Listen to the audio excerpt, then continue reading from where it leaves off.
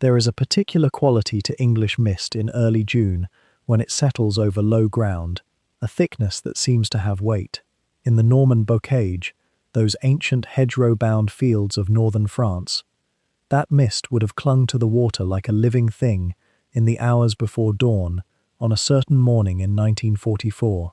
But what many people do not know is that those meadows were flooded by deliberate choice.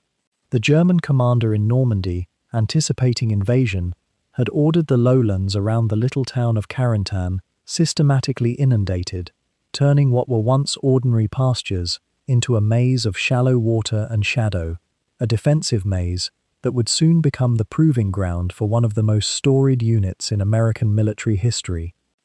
Imagine, then, the darkness that preceded that dawn, not the absolute black of a moonless night, but a peculiar grey-black where shapes dissolve into suggestion, mist rises from water barely visible beneath it. The hedgerows, those ancient boundaries between fields, some of them 800 years old, stand as dark walls against the murk, their branches interlocked so thickly that even in daylight, a man cannot see 20 yards through them. The water laps softly at the bases of these tangles, making small sounds that seem magnified in the stillness. A few scattered farmhouses stand isolated here and there, their shuttered windows dark, their stone walls barely distinguishable from the fog surrounding them. The silence at such an hour is not quite silence. It is the sound of water moving very slowly, the distant call of a bird, perhaps the wind in the upper branches of a poplar tree.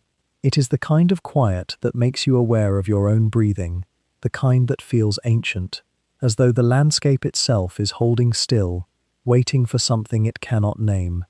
The Norman peasants who lived in these meadows for generations knew this hour well. They knew the rhythm of their wetlands, the way the Douve River and the Madeleine meandered through the low country, creating natural barriers. They knew which paths would hold a man's weight and which would pull him down into soft ground. They had walked these lanes by lantern light, guided sheep across these fields, raised their families in cottages, surrounded by water and stone. But on this particular morning, the meadows would be transformed in ways those people could not have imagined. The landscape itself, so ordinary, so deeply human in its dimensions, would become a threshold between two worlds. If you found yourself drawn to the intricate personal stories of the paratroopers who jumped into occupied France, the tactical puzzles of terrain that became destiny, and the small moments of courage that unfolded in darkness and confusion, I'd invite you to subscribe to follow this night-by-night journey of the 101st Airborne at Carentan, the bridge that had to be taken, the town that changed everything, the place where geography and history collided. The layers of this story, the German defenders, the American soldiers finding each other by cricket clickers and whispered passwords, the slow push through flooded lanes, they unfold best when experienced as a complete narrative, the way the ancients understood stories, as arcs that carried you through darkness into understanding. Let us begin in that mist and water, then, in the hours before the jump. Let us be present in the landscape as it was, unmarked by the names and dates that would later define it. The meadows are waiting, the hedgerows are patient, the fog hangs suspended, indifferent to what is about to arrive from the sky. In the deeper regions of occupied Normandy, the sound of aircraft engines at altitude can be heard at night, their distant drone a constant in the wartime darkness. Not every airplane speaks of invasion. There are reconnaissance flights, bombing runs aimed at industrial targets far inland, supply missions.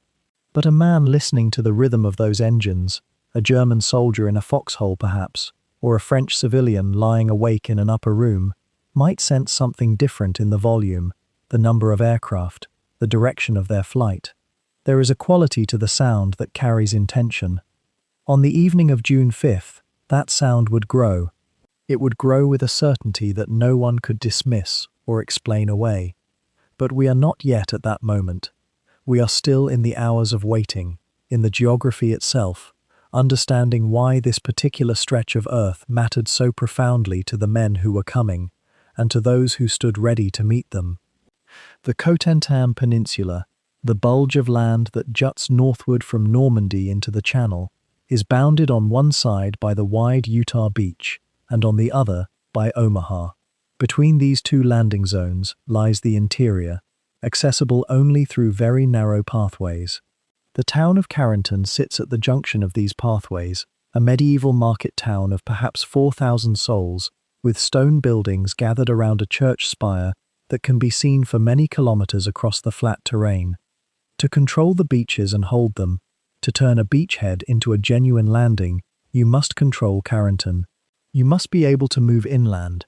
You must connect the two halves of your invasion, and to do that, you must hold the causeways. The causeways are the geography that shapes everything. There are 4 of them, narrow, elevated roads built across the flooded lowlands, ancient pathways that have carried traffic for centuries. In normal times, a farmer crossing one of these causeways would not think twice about it. It is simply the way between fields, the way to market. But when those fields are flooded to a depth of 3 or 4 feet, and those fields extend on either side for what feels like infinity, then a causeway becomes more than a path. It becomes a spine. It becomes a sentence written in landscape, saying, "Here is the only way. All passage narrows to this." The water itself deserves mention. It is not the clean water of a lake or river at its natural level. It is the strange, slow water of intentional flooding, fed by diverted streams, held back by deliberate dams and barriers, tepid and unknowable. In June, it would reflect the sky, or appear to, though the sky itself at that latitude at that hour of night is never quite dark. There is a curious luminosity to the northern night at summer solstice approaching. The sun dips low but does not truly disappear. This creates a kind of perpetual twilight, where shapes can be discerned even in the deepest hours before dawn. What would a man feel, moving through such terrain? A disorientation, certainly, a sense of vulnerability. The hedgerows on either side of a lane might feel reassuring. They provide cover, concealment, or they might feel like a trap, because you cannot see beyond them, and you cannot turn quickly if something appears. The water would feel cold, even in June. It would slow movement. It would make a man aware of every muscle, every footfall. If he were crossing a causeway, he would feel exposed in a particular way, not hidden by vegetation, but elevated above the flat ground, visible from considerable distance if anyone were looking. And below, pressing up from those flooded fields, there is something else, a sense of history perhaps, or simply the weight of the land itself, the accumulation of centuries of human life in these fields, these patterns. The bocage is not natural wilderness, it is cultivated. It was shaped by people who made choices about how to divide their land, how to mark boundaries, how to create shelter. It is a landscape of intention, and intention leaves a residue, a weight. In the spring and early summer of 1944, the Norman people living in the shadow of this terrain would have understood that the war, which had been distant and terrible and abstract for 4 years, was coming to their fields. They could feel it in the increased German activity, the way soldiers dug in and fortified positions, the way the occupiers seemed to tense. Some knew what was coming because they listened to coded messages on the BBC. Some guessed from the proliferation of rumors, the way information moved through occupied territories in whispers and careful words. But the land itself, the meadows, the rivers, the causeways, the ancient hedgerows, knew nothing of what was coming. It simply existed. It simply held the water and the mist, and waited for dawn, as it always did, as it had always done, in that particular quality of half-light that belongs to the far north in early summer. The quality of this mist, we should note, was not accidental to what would unfold. It would affect visibility, confusion, the difficulty of navigation. It would slow movement and obscure landmarks. It would change how men found each other, how they located themselves in space. The fog of war, people say, a phrase that has become so familiar it has lost its reality. But on this morning there was actual fog, and it would matter in ways both small and enormous. There is something almost tender about a landscape in the hours before violence, not tender in a sentimental way, but in the way that something whole and unblemished is tender before it is cut. The fields are intact. The hedgerows stand as they have stood. The church in Carentan has its spire reaching into the grey light. Somewhere, a civilian is sleeping, unaware of the hours remaining before their world transforms. Somewhere, a German soldier is on watch, alert for threats that will not manifest for a few more hours. The landscape is still itself, but in the darkness above that landscape, things are in motion. Plans have been made, units have been assembled, paratroopers are receiving their final briefings, checking their weapons, loading their aircraft. The technology of modern war, the planes, the radios, the coordination of thousands of men and machines, is being directed toward this particular place. The ancient landscape of Normandy is about to be struck by the full force of industrial warfare, and yet in the hours before dawn, it remains unchanged, unknowing, simply waiting in the mist.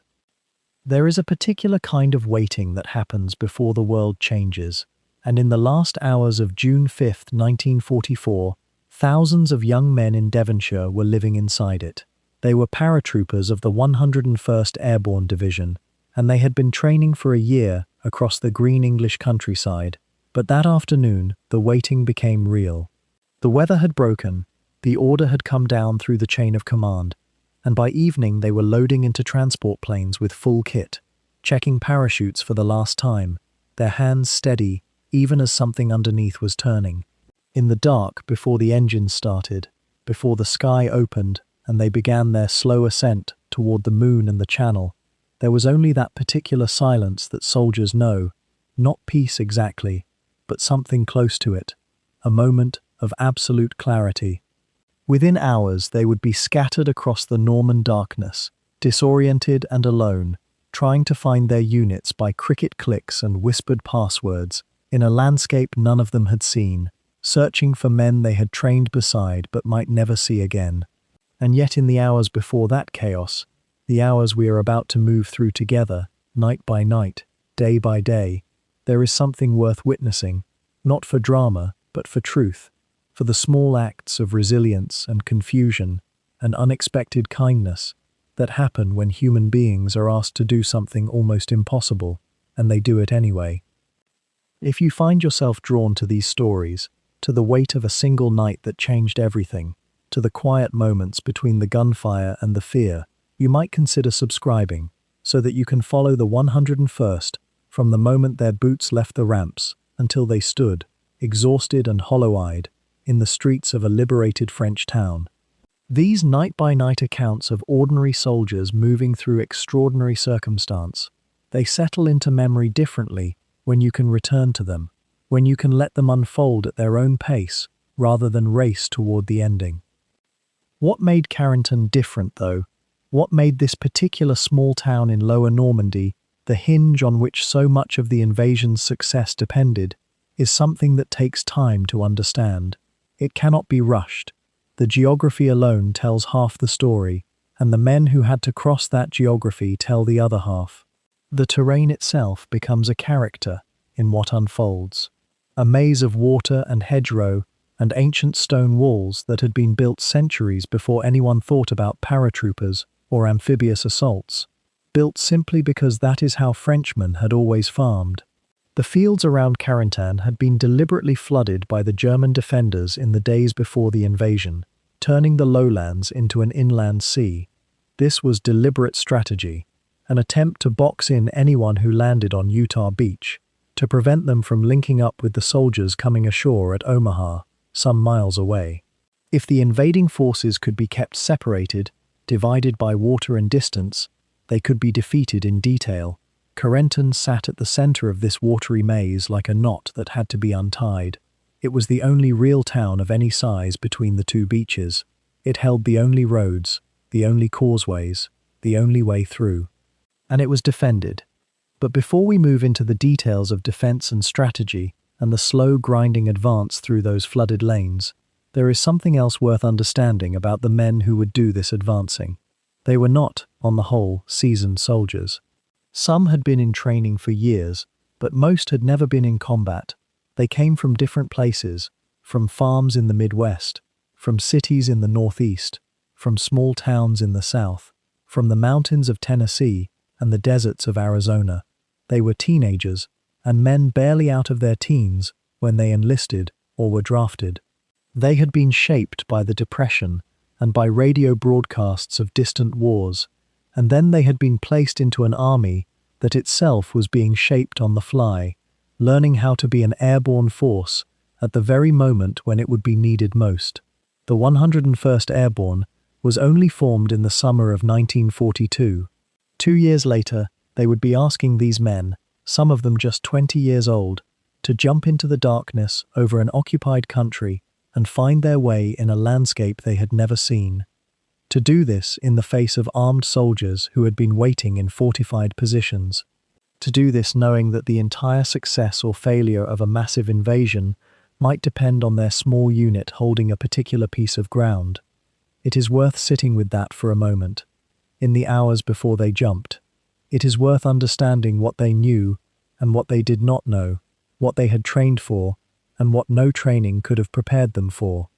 It is worth recognizing them not as the historical abstractions they have become, but as they were in those final hours in England, nervous, hungry, some of them praying, some of them trying to sleep on hard bench seats, some of them writing letters they hoped would be mailed if something went wrong. Thinking about their mothers, wondering if they would see home again. That is where we are moving next, into those final hours, and then into the night itself, and then into the long disorienting hours after the drop, when nothing was certain, and everything depended on finding your unit and finding your way through the dark. The architects of Operation Overlord understood something that maps alone cannot convey, that geography is not merely the backdrop of war but often its silent author. And in the case of Normandy, there existed one small Norman town that held within its modest boundaries a strategic gravity almost impossible to overstate. That town was Carentan. Consider for a moment the larger shape of the invasion as it had been conceived. The Americans would land on 2 beaches, Utah to the west and Omaha to the east, separated from one another by a distance of roughly 15 kilometers across terrain that seemed, at first glance, to offer endless opportunity for linkage. Yet between those 2 landing zones lay something far more formidable than mere distance. There lay a landscape of water, broad marshes and flooded fields, remnants of deliberate German inundations meant to create impassable wetland barriers, stretched across the peninsula like an inland sea. To move from one beach to the other, soldiers would need to pass through the bottleneck that Carentan represented, not merely a town, but a junction of roads, a crossing point, the hinge upon which the entire left flank of the invasion would swing. Without Carentan, the American beachheads would have remained fractured. Utah and Omaha might have held their own ground, might have pushed inland independently, yet they would have done so without the reinforcement and supply lines that only a unified front could guarantee. The town was not large, perhaps 800 civilians called it home before the war, but what it lacked in size, it more than compensated for in position. It sat at the convergence of 4 narrow causeways, each one a raised road that cut across the surrounding flooded lowlands like a knife blade held above water. These causeway roads were ancient paths, worn into the landscape over centuries of Norman farming life. Yet now, they had become something else entirely. They had become the only practical passages through terrain that a man could not simply wade or march across at will. The Germans understood this perfectly. They had not chosen Carentan by accident. In the months before the invasion, German engineers, working under the direction of the Wehrmacht's High Command, had studied the Normandy Peninsula with the same obsessive attention to detail that their opponents had applied. They recognized that Carentan controlled the flow between the beaches. They saw, as clearly as the American planners had seen it, that whoever held Carentan held the power to either unify or divide the invasion. And so they had reinforced the town with paratroopers, Fallschirmjäger, German airborne soldiers who were among the most disciplined and capable troops in the Wehrmacht. These men had been positioned not in a desperate garrison, but as part of a deliberate defensive scheme designed to make any approach to the town costly and difficult. What makes this strategic reality all the more compelling is how it reveals itself in the texture of the land itself. The causeways that provided the only access into Carentan were not fortified positions in the traditional sense. They were simply roads, elevated above the water table, anywhere from 20 to 30 meters wide. This narrowness meant that soldiers approaching from one end could not spread out, could not disperse their formations, could not use the flexibility of small unit tactics to outmaneuver their opponents. Instead, they would have to advance in compressed columns, moving forward into the narrow aperture of the causeway's length, knowing that German defenders waiting ahead could pour fire directly down the length of that road with almost mechanical certainty. The Americans who planned the invasion were acutely aware of this problem. In the planning maps and tactical briefings, Carentan appeared as what military strategists would call a critical bottleneck, a location where geography itself enforced a kind of geometric vulnerability that no amount of training or courage could entirely circumvent. The soldiers who would eventually be asked to move across those causeways would be moving into a space where the terrain itself had already been weighted in favor of the defense. This was not a temporary situation that might be improved through some clever maneuver. This was simply the nature of the ground they would have to cross. And yet, and this is perhaps where the deeper strategic truth resides, the very factors that made Carentan difficult to capture also made it essential to capture. For if the Americans could secure the town and link their two beachheads, they would create a unified front that could neither be split nor starved of supplies and reinforcement. The failure to take Carentan would have meant, in practical terms, that the Carentan Peninsula might remain contested for weeks rather than days. The failure to link the beachheads would have meant that the German defenders could potentially concentrate their forces against one American position at a time, choosing where to make their stand, choosing when to counterattack. The town represented, then, a kind of paradox. It was almost impossibly difficult to assault, and yet it was operationally impossible to bypass. The American commanders understood this. They had studied the same maps, had traced the same roads, had calculated the same geometric impossibilities, and so the decision had been made, months before a single soldier would jump into the darkness over Normandy, that Carentan would have to be taken. That knowledge, perhaps, added a certain kind of weight to the planning, a certain acknowledgement that the approach to this small Norman town would demand something of the soldiers who would eventually be asked to walk those narrow causeways under fire. The strategic reality, then, was deceptively simple, even if its implications were profound. Carentan was the intersection.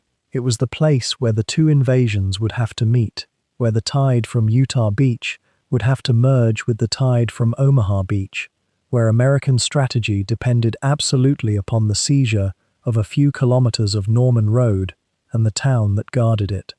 Without Carentan secured and held, the invasion would remain two separate operations, each dependent upon its own supply lines, each vulnerable to German counterattack on its own flank.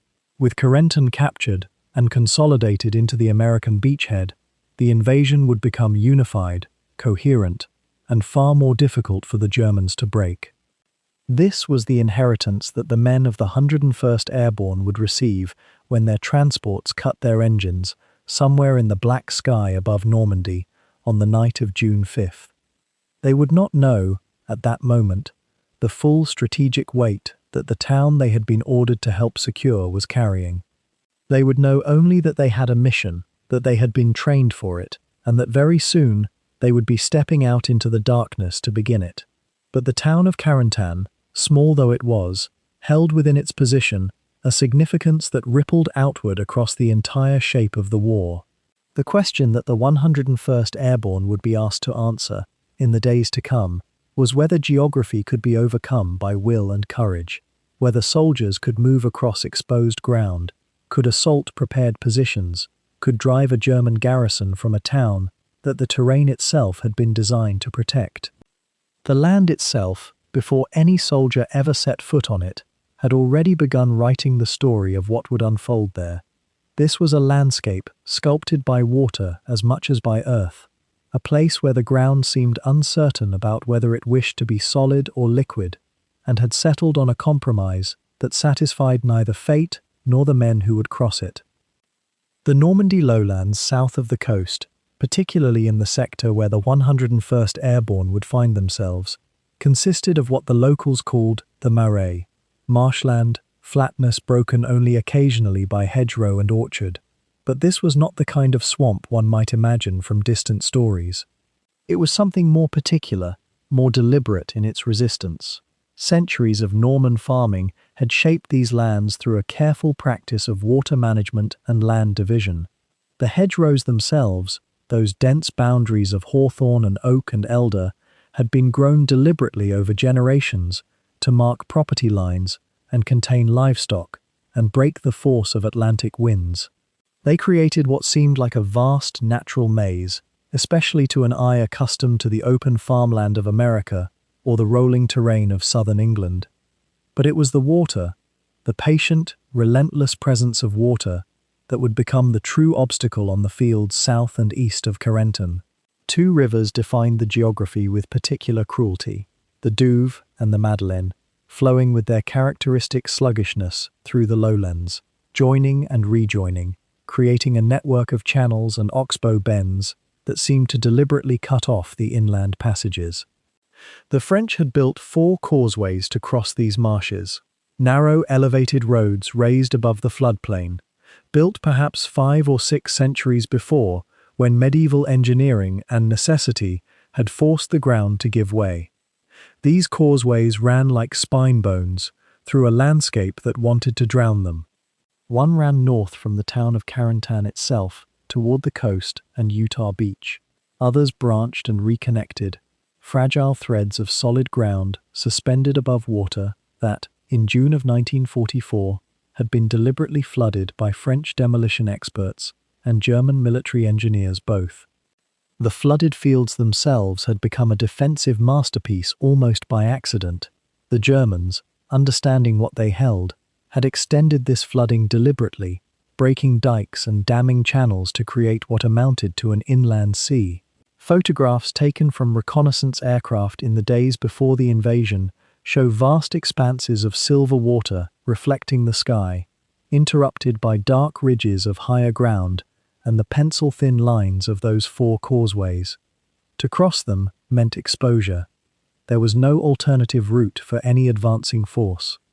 The hedgerows to either side of those raised roads meant that heavy equipment could not proceed around them. The water on either side meant that no crossing could be improvised or surprise-flanked.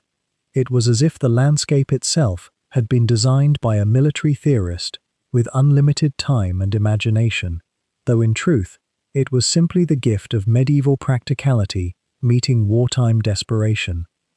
The Douve River itself, perhaps 2 kilometers south of Carentan, had become by June a psychological barrier as much as a physical one. The current was slow but inexorable. The banks were soft and difficult to approach. Crossing it required either the causeways, those exposed spines of danger, or an amphibious approach in rubber boats under fire, an option that seemed to belong to the realm of nightmare rather than military planning. The Madeleine was narrower, but equally impassable, without preparation and materials. And between these rivers and the town itself lay a geography of small canals, drainage ditches, sunken lanes worn by centuries of use down below the surrounding fields, and isolated homesteads surrounded by their private fortifications of hedgerow and wall. This was a landscape that would reward the defender above all else. It would break up attacking formations. It would force slow, deliberate movement. It would eliminate the possibility of sudden, overwhelming rushes or grand tactical maneuvers. Any advance toward Carentan would necessarily be methodical, costly, and dependent on whether the surrounding geography permitted enough space for units to gather, reform, and press forward. And the narrowness of the causeways, perhaps 20 or 30 feet across at their widest points, mere dirt and stone raised above swamp, meant that soldiers crossing them could be counted almost individually by observers on slightly elevated ground. There would be nowhere to take cover except to lie prone on the roadway itself, exposed to fire from multiple directions, from the town ahead and from the surrounding raised ground to either flank. One might wonder whether German commanders, looking at this landscape in the days before the invasion, felt a certain grim satisfaction. Here was terrain that a much larger and better equipped force would find difficult to overcome. Here was ground that seemed to have been arranged by Providence to favor the side that held it, that could position its defenders on the slight elevations within the town and the rises to the south, that could observe and fire upon anything moving along those causeways with almost casual certainty of effect. And yet, as is often the case in history, geography's gift to one side contains within it an unstated expiration date. It favors the holder only so long as the holder possesses the strength to remain. Once that strength is exhausted or displaced, the same terrain becomes a prison, cutting off retreat as thoroughly as it had cut off advance.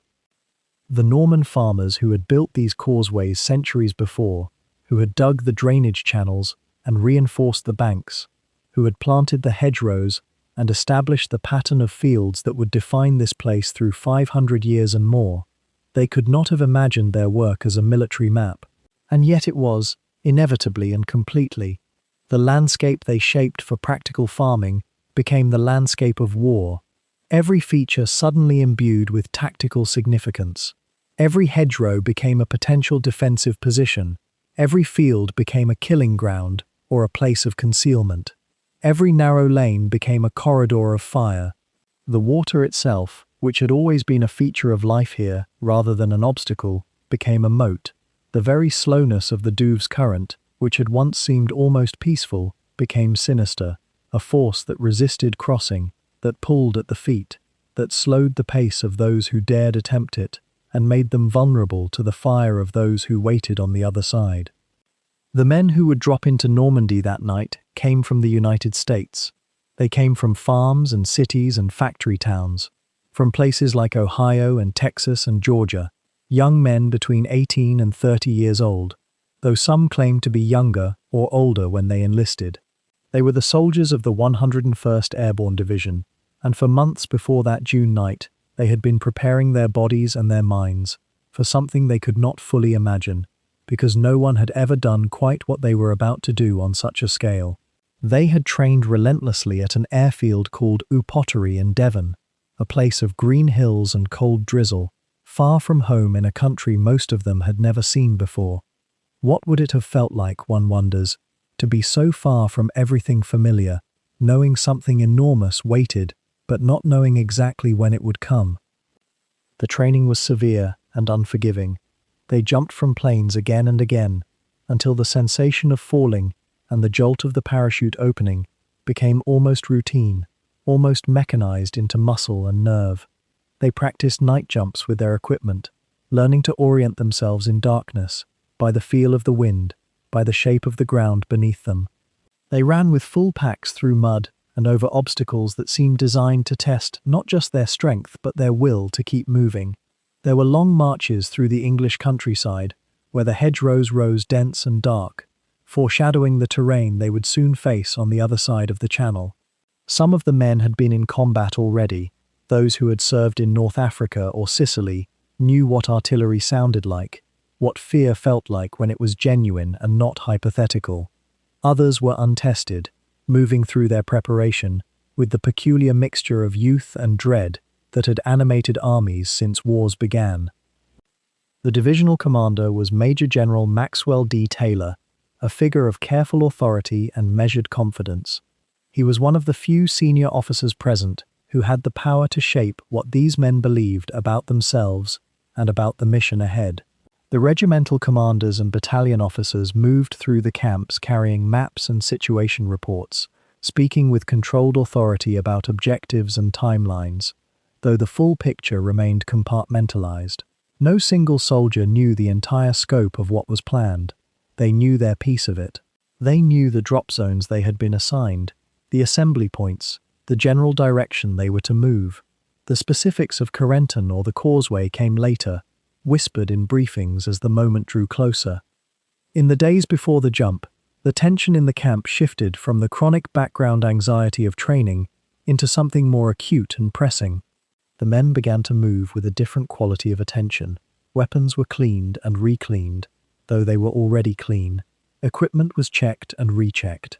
Letters were written home, though most of the men did not know if those letters would be mailed or held or read at all. Some wrote in the straightforward language of soldiers, others with an almost formal politeness, as if good manners might somehow protect their families from the news that might come. What runs through a young man's mind in those final hours before he steps into an airplane, knowing he will not walk out of it, but will instead drop into darkness over enemy territory?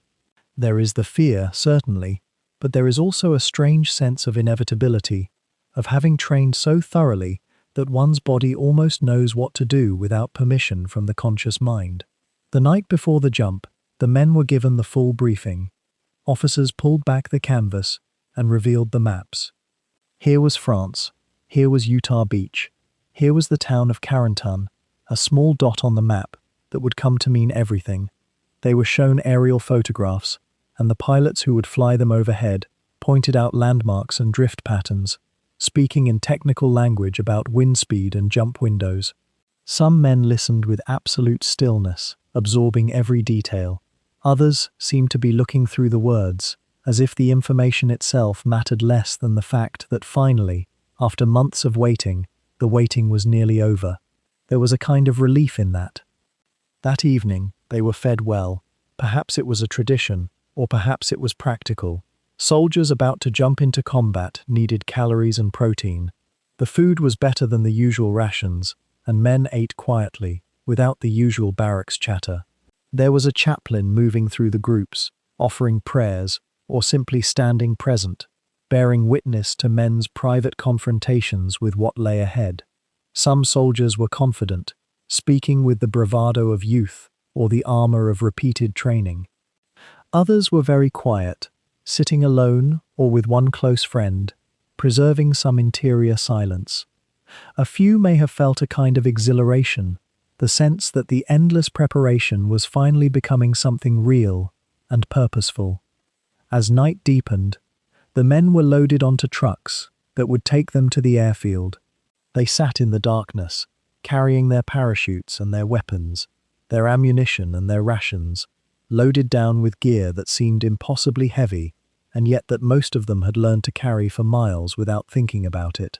The engines of the transport planes were already beginning to whine and warm. Ground crews moved in practiced efficiency, checking fuel lines and instruments. The sky was still dark, but it would not be dark for long.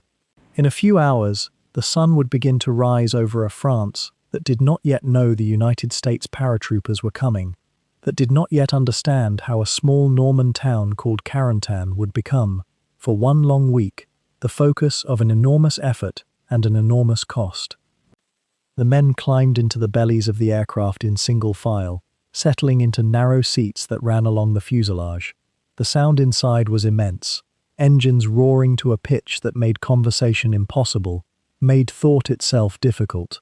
They sat shoulder to shoulder, each man absorbed in his own interior landscape, some praying, some thinking of home, some simply focusing on their breathing, or their equipment, or the small details of procedure that might keep them alive when they hit the ground. The planes began to taxi toward the runway. The vibration increased, and somewhere in the darkness above the English Channel, as they climbed toward altitude and turned toward France, the moment that all of their training had been leading toward was finally arriving.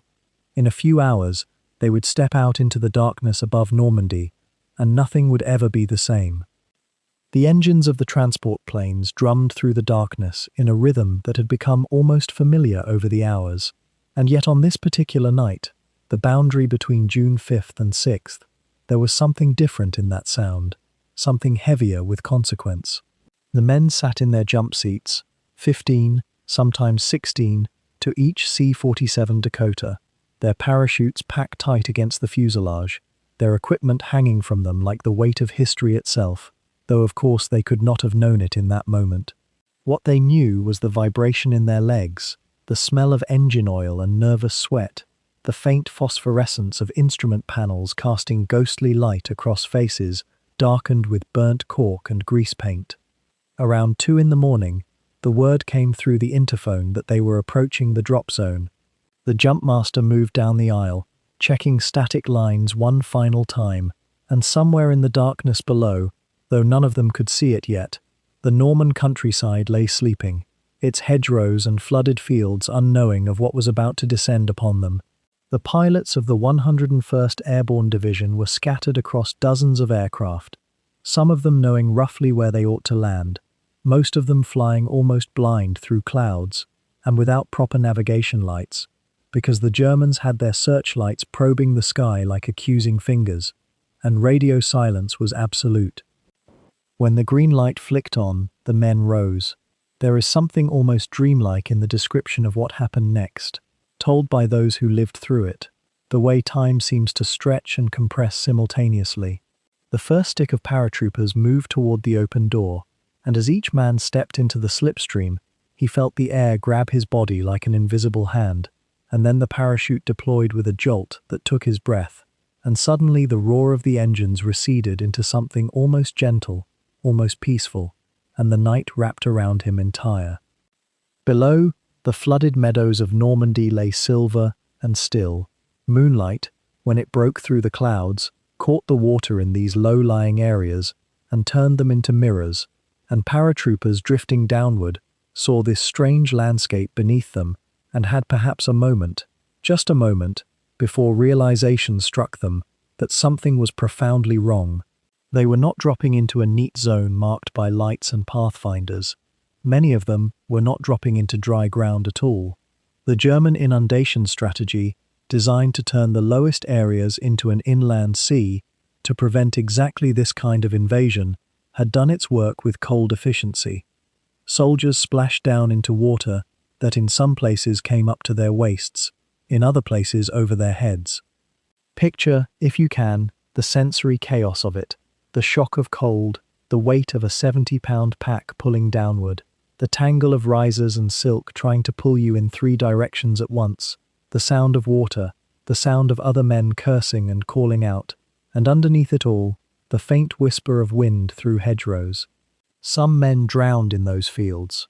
The exact number is difficult to state with certainty, but estimates suggest that somewhere between 50 and 100 of the 101st soldiers never made it out of the water that first night, lost not to enemy fire, but to geography and circumstance, and the terrible, indifferent weight of their own equipment.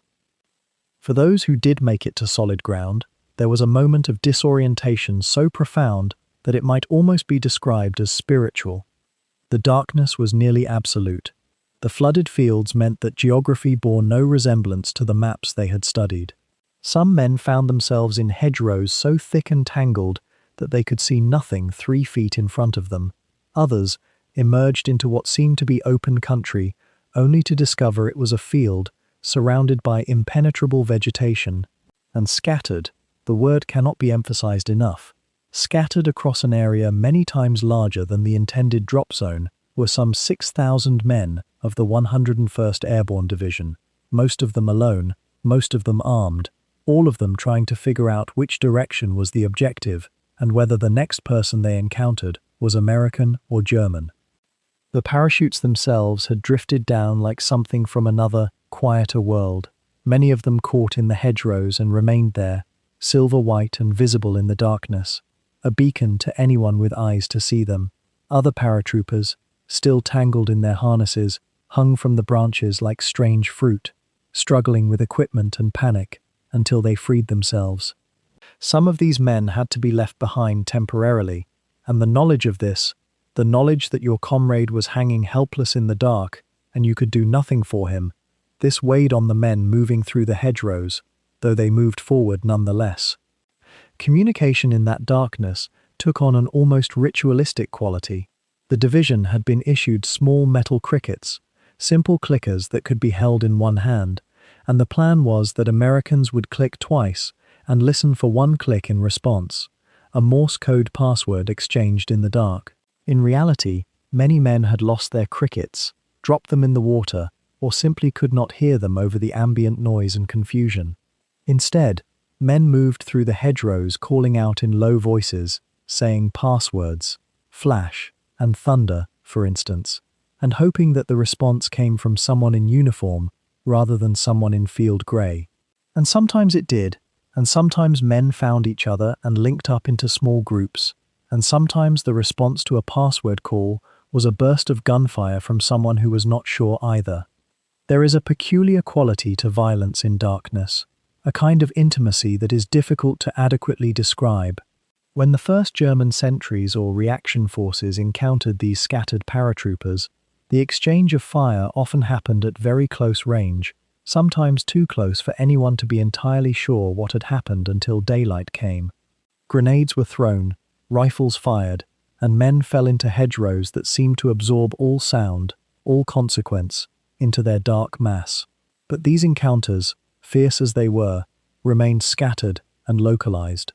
There was no coordinated German defense in the early hours. There could not be, because the German High Command was confused about where the main landings would occur, and the chaos of the American drop zone was almost a blessing in disguise, because it prevented any systematic destruction of the paratroopers before they could consolidate.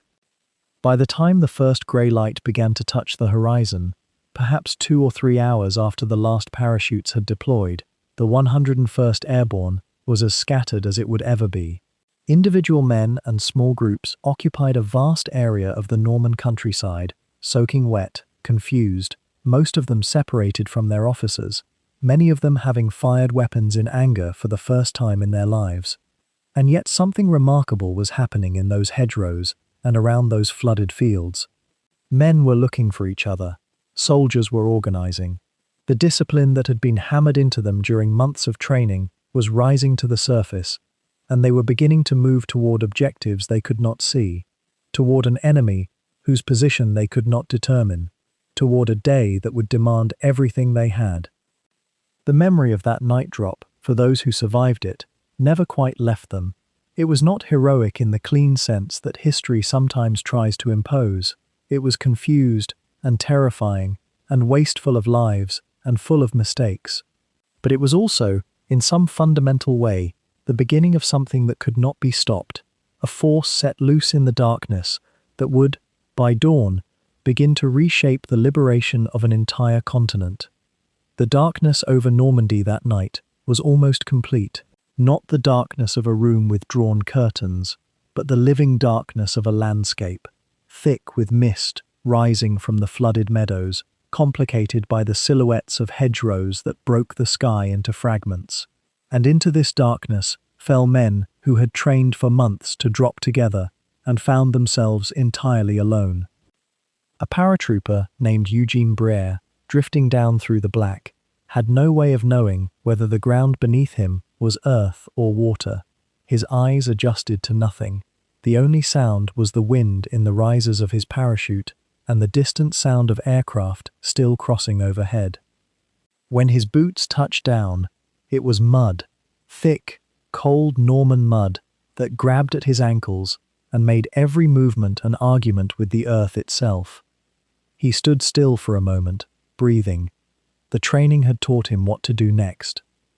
He had a cricket in his pocket, a small metal clicker, no larger than a child's toy. It had been issued to every man in the drops, a simple signal device with which paratroopers could identify one another in the dark without speaking. Click, click, click, 3 short clicks, then a pause. 2 clicks in response if you were friendly, a method as old as war itself, adapted for a night when radio silence was law and trust was currency. He clicked. The sound was absurdly small in the vast darkness. It hardly seemed possible that anything could hear it. But somewhere, perhaps 200 yards away across a field he could not see, another paratrooper heard those 3 clicks and answered with 2. The sound was thin, clear, deliberate. A conversation conducted entirely without words, a duet performed in the language of fear and recognition. It took time to move toward that sound. The flooded fields between the drop zones were not kind. Paratroopers moved through ankle-deep water, through ditches that appeared without warning, through strips of hedgerow so dense that a man could lose his bearings in the space between one breath and the next. Some men's equipment had been torn from them on the way down. Others carried rifles that had landed separately and seemed impossible to reunite with their owners. A man with a Thompson submachine gun might encounter another man with nothing but a trench knife. The units that had been so carefully assembled, briefed, and loaded into aircraft hours before, they were now scattered like seeds across a landscape they could not see. The password system worked like this. The sentinel would call out the first word. Let us say it was flash. The approaching man would respond with the second word, thunder, or perhaps the words were cow and boy. The specifics changed throughout that first night. New challenges issued as patrols encountered patrols, as clusters of men found other clusters. But the principle was always the same. A man who did not know the response, or who gave it in an uncertain voice, would be suspect. In a night when fear made every shadow into a German, when exhaustion made every thought sluggish, a wrong answer could mean death from your own side. There is something almost unbearably tender about these small encounters in the darkness. A paratrooper emerging from the mist, rifle held low but ready, calling, "Flash?" Another voice answering from the gloom, "Thunder." The mutual recognition, the lowering of guns. The shared discovery that you were not alone, that somewhere in the Norman night, someone else had survived the drop, had found solid ground, had pushed forward through the hedgerows to reach this exact spot. These men had never seen a town like Carentan. They had never fought in Bocage country before this night. But what they had trained for, what they understood in their bones from 1,000 exercises back at Upottery, was this: find your unit, or find another unit, or find anyone who answers the challenge with the correct word.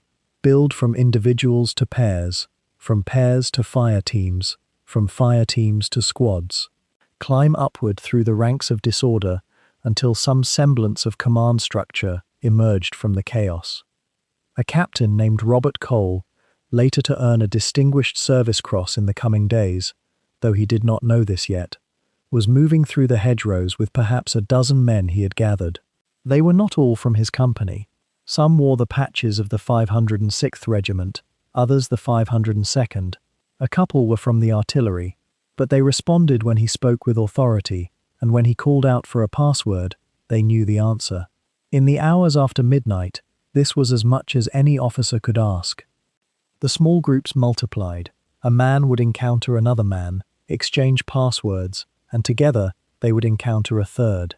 The third would lead them to a foxhole where 4 more men had taken shelter, watching a narrow lane. 7 men now. They had a sergeant, 2 corporals, a medic. Perhaps they had a radio man, though most of the radios had been damaged on the jump or had sunk into the flooded fields and would never be recovered. With 7 men and some sense of hierarchy, they could hold a position, they could watch a road, they could respond to orders if those orders found them. Did these paratroopers understand, in those dark hours before the dawn, what they had been dropped into?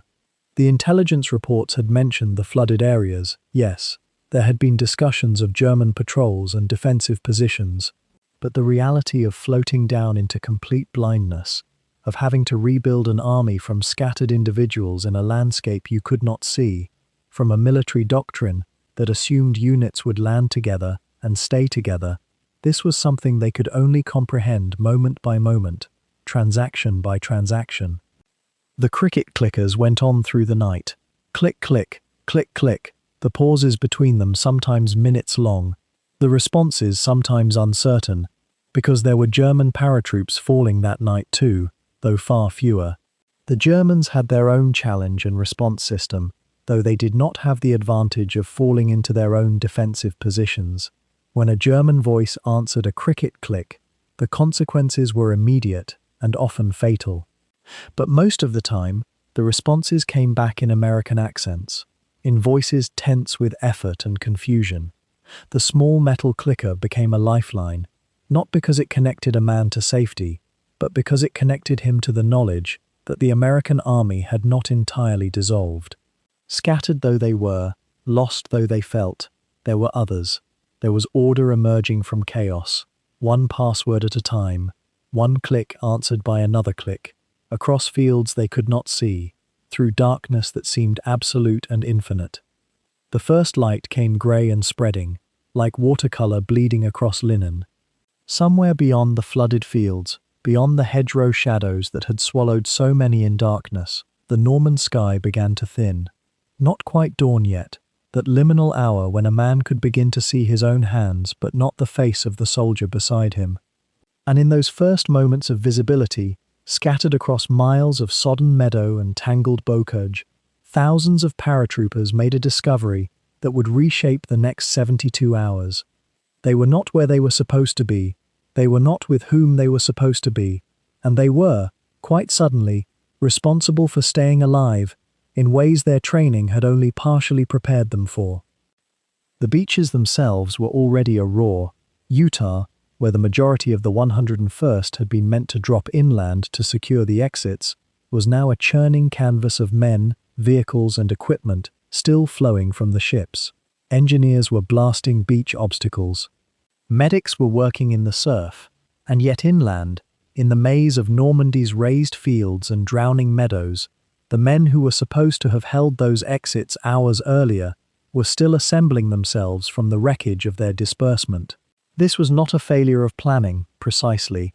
It was the nature of airborne warfare, a calculated gamble that accepted chaos in exchange for surprise.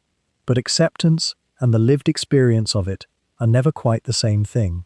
Small groups began to coalesce as the light improved. A sergeant with a Thompson submachine gun and a compass that still worked found 3 enlisted men clustered around a hedgerow, checking ammunition.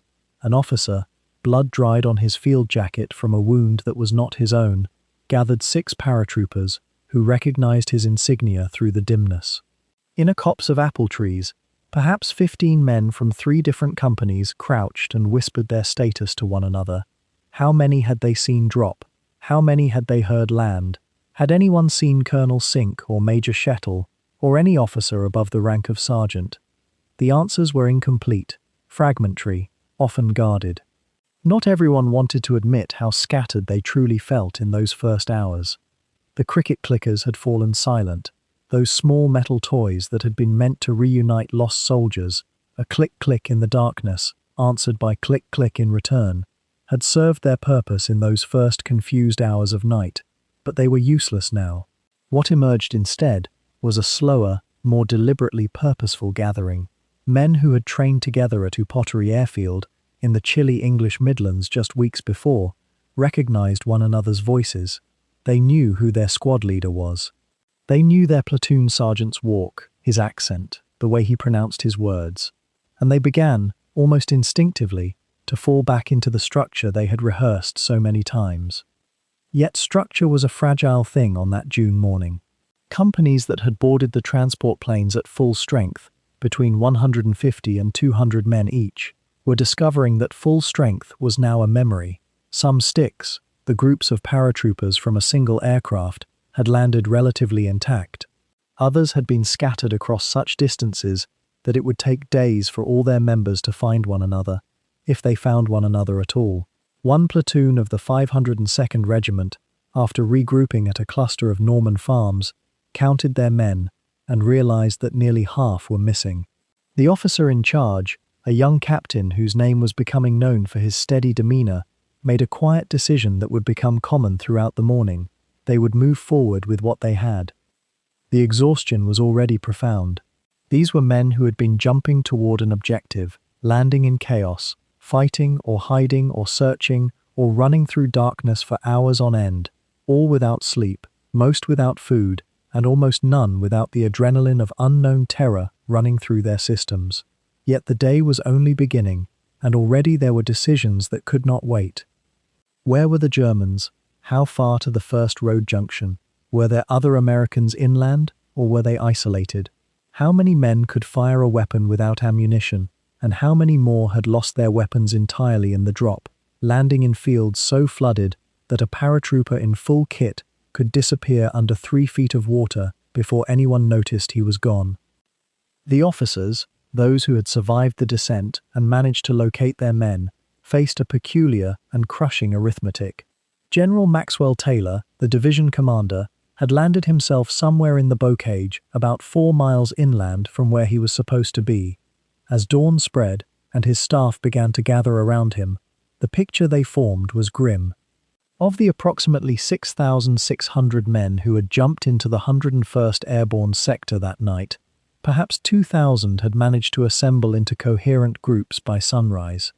The others were out there, somewhere in Normandy's labyrinth, either gathering their own groups or still searching for any group at all. And yet there was something almost remarkable in what began to happen across those waterlogged meadows as the morning light increased. Men who had never met before, separated from their own units entirely, began to organize themselves around the simple fact of proximity and rank. A sergeant major from the 502nd found himself leading elements from the 506th. A lieutenant from one company stood beside a technical sergeant from another, and they walked together toward an objective neither of them had been trained to assault, because it was the direction the map suggested, and because staying still felt like dying. There was no time for grief. There was no moment to absorb the weight of those who had been lost in the drop or left behind in the scatter. There was only the next field, the next hedgerow, the next decision about which direction to move, when all directions felt equally wrong.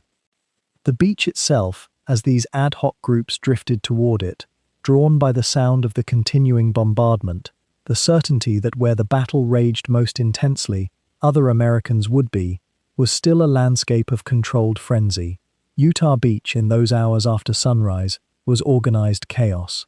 The first waves had consolidated.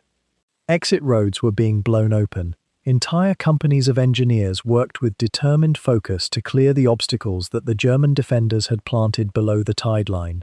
And when the scattered paratroopers began to arrive, dusty and worn and carrying the confused memory of their night flights, they were absorbed into a larger whole.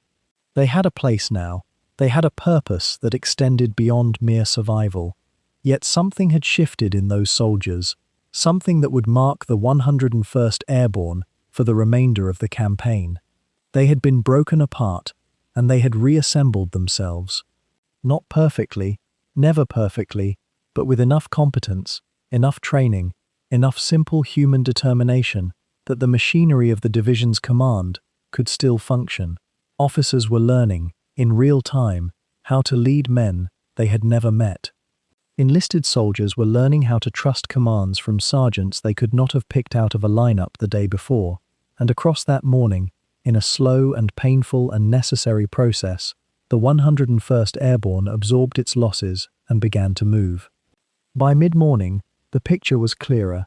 Casualty counts were still preliminary. How could they not be, when thousands of men were still unaccounted for? But even the partial numbers were hard. The drop had been costly. Equipment had been lost. Some wounded had been left behind in fields where the fighting was heaviest, waiting for medics who had scattered just as thoroughly as everyone else. But the division was forming. It was taking shape, and the slow, grinding movement inland, toward the river valleys and the roads leading to Carentan, was about to begin.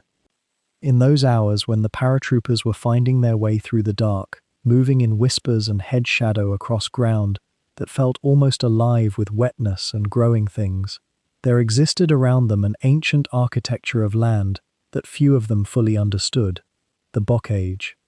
A word French, gentle on the tongue, that describes something far older than the war or the nations fighting it, a landscape that had been shaped not by military planners, but by the patience of farmers across centuries, a patchwork of fields and boundaries that would, quite unintentionally, become the greatest impediment to their advance. To understand the bocage is to understand something fundamental about how geography conspires with history, how the choices made by people long dead can echo through the bodies of soldiers they will never meet. If you can, the farming methods of medieval Normandy, peasants dividing communal lands, establishing property lines, creating boundaries that would protect their fields from livestock and weather both. Over generations, these lines of demarcation were reinforced. Hedgerows grew thick along them, sometimes 8 or 9 feet high, their roots running deep, their branches interwoven so densely that sunlight barely penetrated. Trees were often encouraged to grow at the corners and along the length of these boundaries, apple trees, oak, hawthorn, creating what was essentially a living fence, a renewable resource that provided firewood, fruit, and definition to the landscape. Stone walls were sometimes laid beneath the hedgerows themselves, further hardening these divisions. The result, by the 20th century, was a landscape that resembled less a flat agricultural plain and more a vast green maze, a bewildering network of small enclosed fields, narrow sunken lanes, and impenetrable walls of vegetation. This had made perfect sense for farming. The hedgerows protected newly planted crops from wind and animals. They provided shelter for the farmer's cottage and livestock. The lanes between them, worn down by centuries of cartwheels and foot traffic, had become slightly sunken, their bottoms sometimes 2 or 3 feet below the surrounding field level, which created natural drainage and a kind of protective channel for movement. The apple orchards that dotted the bocage were productive. The whole system was, in its way, a triumph of patient adaptation to the Norman climate and soil. But what serves a farmer's needs can become a defender's dream and an attacker's nightmare. The bocage meant that as the 101st Airborne began to organize themselves in those first hours after dawn, moving inland from Utah Beach, they were not moving across open terrain where they could see beyond the next 100 yards. They were moving through a maze. Every field was a small enclosure. Every hedgerow was an obstacle that could conceal a German position. Every sunken lane was a potential corridor for movement, but also a potential trap. You could not see what lay around the next bend.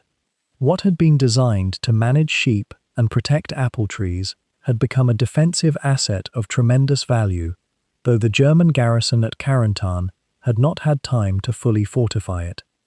Consider the tactical implications. An American soldier moving along one of these lanes could be shot from hedgerows on both sides and find almost no open ground to maneuver across. Machine gun nests could be positioned at the corners of fields with interlocking fields of fire.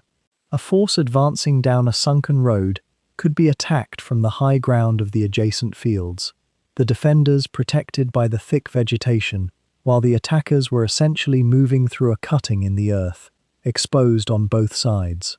The bocage, in other words, inverted many of the advantages that airborne troops normally possessed: their ability to move quickly, to see across terrain, to execute coordinated maneuvers.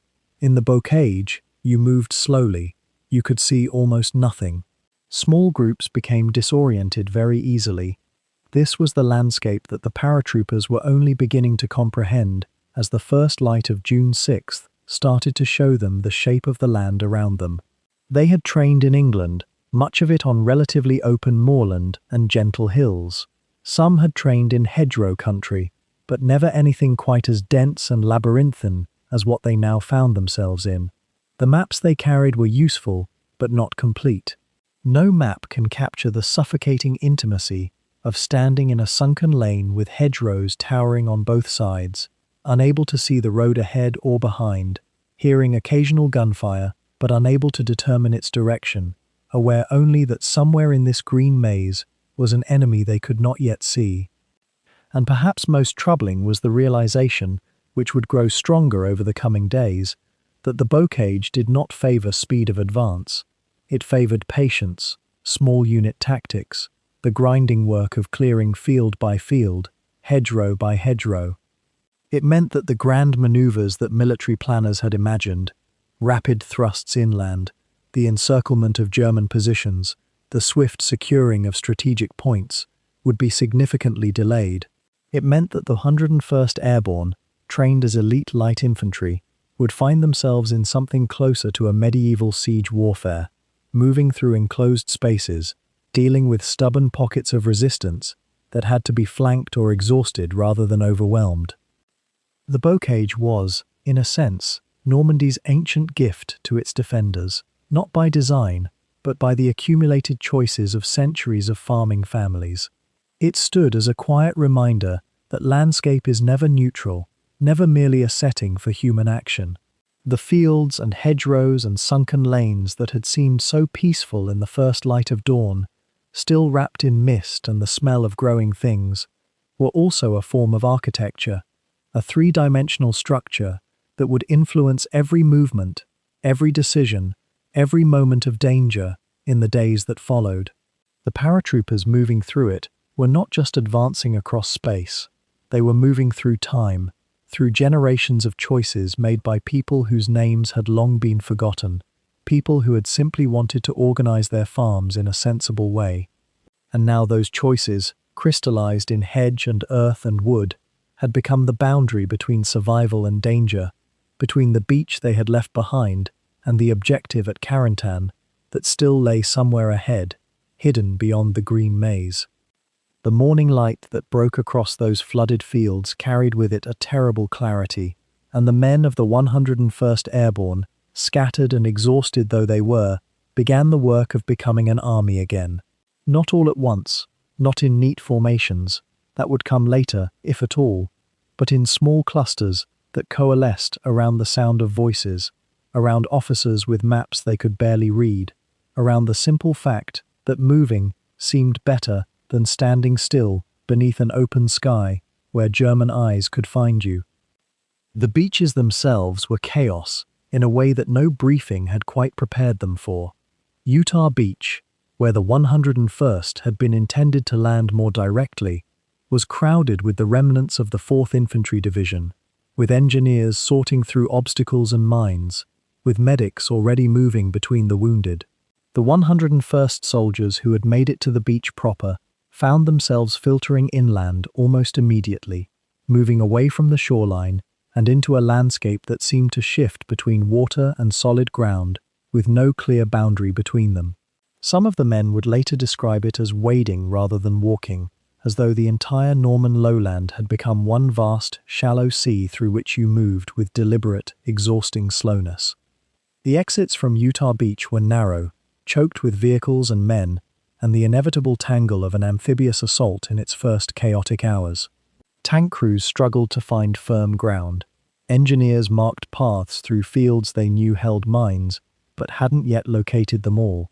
And through this congestion, small groups of paratroopers, still damp from their drops, still carrying equipment that felt heavier with each step, began their movement inland. They moved through the beach villages, places with names that would later carry weight in the histories, through lanes lined with Norman stone walls, past French civilians who emerged from cellars with a mixture of relief and uncertainty on their faces. The 101st's commanders, those who had found their units, began giving orders for a movement toward Carentan, though the exact route and timing remained fluid. There was no single push inland so much as a gradual bleeding of American forces into the Norman interior, a slow expansion of held territory that measured itself in the capture of crossroads and the holding of bridges that might have been destroyed by the time you reached them. The units that formed were often impromptu assemblies, men from different companies thrown together by the randomness of where they had landed, officers doing their best to create structure from dispersion. The terrain that they moved through was not kind. The waterlogged nature of the lowlands meant that roads, such as they existed, ran along slightly elevated ground, which made them obvious objectives for anyone with a gun and a position to fire from. To move off the roads was to step into fields that ranged from soft and muddy to actively wet, flooded ditches that had been deliberately breached by the French in the weeks before the invasion to slow any German advance that might have come from the coast. Now those same flooded fields slowed the American advance instead. Men waded where they might have walked. Equipment that had seemed essential in England became pure burden in the Norman mud. The pace was grinding, measured perhaps in miles per day rather than the swift inland penetration that had been hoped for. This was not the kind of warfare that photographs capture well. There were no dramatic charges, no clear moments of breakthrough.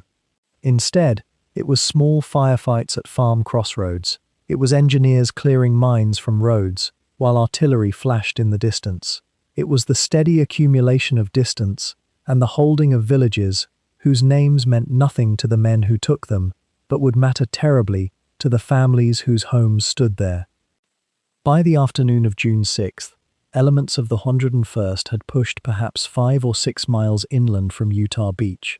It might seem a small distance, but it represented hours of movement through hostile territory, across ground that offered no cover, under the occasional snap of rifle fire that sent men sprawling into ditches or against hedgerows. There were wounded who had to be carried or helped along. There were decisions to be made at every crossroads about which route to take, which routes might be mined or defended. The water itself became both obstacle and strange mercy. In the flooded areas, vehicles moved slowly, which meant they were vulnerable to anti-tank fire, but it also meant that men on foot could sometimes move through the water where vehicles could not follow, creating small passages of relative safety in an otherwise exposed landscape. The water was cold in June, and there was no proper way to cross it other than to wade through and emerge on the other side, dripping and shivering, your ammunition suddenly precious and uncertain whether it would fire if you needed it to. As the day wore on, the scattered companies of the 101st began to consolidate into larger units. Divisional headquarters moved inland from the beaches. Orders began to flow more clearly, though they remained subject to constant revision as new intelligence arrived or as German positions were discovered where they weren't expected. The push inland continued, but it did so with a growing recognition that Carentan itself, the objective that everyone had been told about in briefings, remained distant and in German hands. Night fell on June 6th, with the Americans having secured a perimeter inland from Utah Beach, but having not yet approached the causeways that led to Carentan. That realization settled over the men as they dug in among Norman farmyards and hedgerows. The town that had seemed like it might be taken in the first hours of the invasion remained ahead of them, separated not just by distance, but by flooded ground and a narrow causeway, and by the German soldiers who were waiting on the other side, dug in and determined to hold the approaches to the town for as long as they could. The Norman landscape surrounding Carentan had been deliberately prepared, long before the invasion itself, by the very commanders who sought to defend it. What the 101st Airborne now faced, as they pressed inland from Utah Beach through those tangled bocage lanes and waterlogged passages, was not merely a town. It was a bottleneck, a threshold, a single spire of raised stone and packed earth cutting across miles of deliberate flooding. And that crossing, that narrow ribbon of road, elevated just enough to remain passable, had become something between a fortress and a trap. To understand why Carentan mattered quite so much, one must picture the geography as it existed in those early days of June. The Normandy coastline, you see, had been partly engineered by the French themselves centuries before, shaped by patterns of cultivation and water management. But in the weeks before D-Day, German commanders had taken those ancient waterways and deepened them, widened them, opened the sluice gates of the Douve and Madeleine rivers to flood the lowlands. What they created was a vast inland lake, shallow in places, but impassable nonetheless, stretching across the approaches to the Carentan Peninsula. And when you flood a landscape in such a manner, you reduce the possible routes of movement to almost nothing. The roads that remained above water became the only doors through which armies could pass. 4 causeways, primarily, connected the coastal beaches to the higher ground beyond. 4 narrow, elevated roads, each one a constructed thing, built up over centuries by farmers who needed passage between their fields. They were perhaps 20 feet wide in places, sometimes less.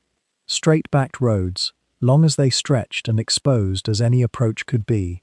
The Germans, in their meticulous way, had recognized what these causeways meant. They were choke points, they were opportunities for defense, and they were terrible vulnerabilities for anyone attempting to advance across them under fire. The causeway that led toward Carentan itself, the one that the 101st Airborne would eventually need to cross, ran through an area that soldiers would come to call, with bitter familiarity, Purple Heart Lane. This name would come later, after the cost had been measured. But as the paratroopers pressed inland through the flooded lowlands, in those first confused days after the drop, the causeway represented something between a mystery and an approaching problem. How does one cross an elevated road when the land on either side falls away into water? How does one move along a narrow strip of pavement when enemy fire can come from the far bank, from the town itself, from the hedgerows that lined the approaches? The answer, it seemed clear enough, was with difficulty and with loss. Picture the geography as the 101st saw it emerging through the haze of those early days. Behind them lay the beaches, the chaos of the landing zones, the beginning of supply lines and reinforcement. Ahead lay Carentan, perched on slightly higher ground, held by German paratroopers who had been there since the beginning of the campaign. Between these 2 points stretched water, and above the water ran a road, straight and unavoidable. No detours through the flooded fields, no flanking movements. The causeway was not an option, it was the only way. The road itself had been built, in its current form, sometime in the 18th century. That is to say, it was old. It had carried farmers and their carts for generations. It had seen harvest seasons and winters, quiet centuries of rural commerce. Now, in the summer of 1944, it was about to become one of the sites most heavily contested in the European campaign, a farmer's road. A simple, elevated path across marshland. This was the threshold that separated the American beachhead from the key inland objective. What made the causeway particularly dreadful, from a soldier's perspective, was its nakedness. There was nowhere to hide. Once you stepped onto that pavement, you were committed. The flooded fields on either side offered no shelter, no cover, nothing but water and mud and open space. The Germans, well entrenched in the town beyond, could see movement coming from a considerable distance. They could range their artillery and machine gun fire along the length of the road.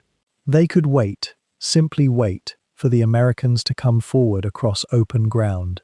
It was geometry made into tactical advantage.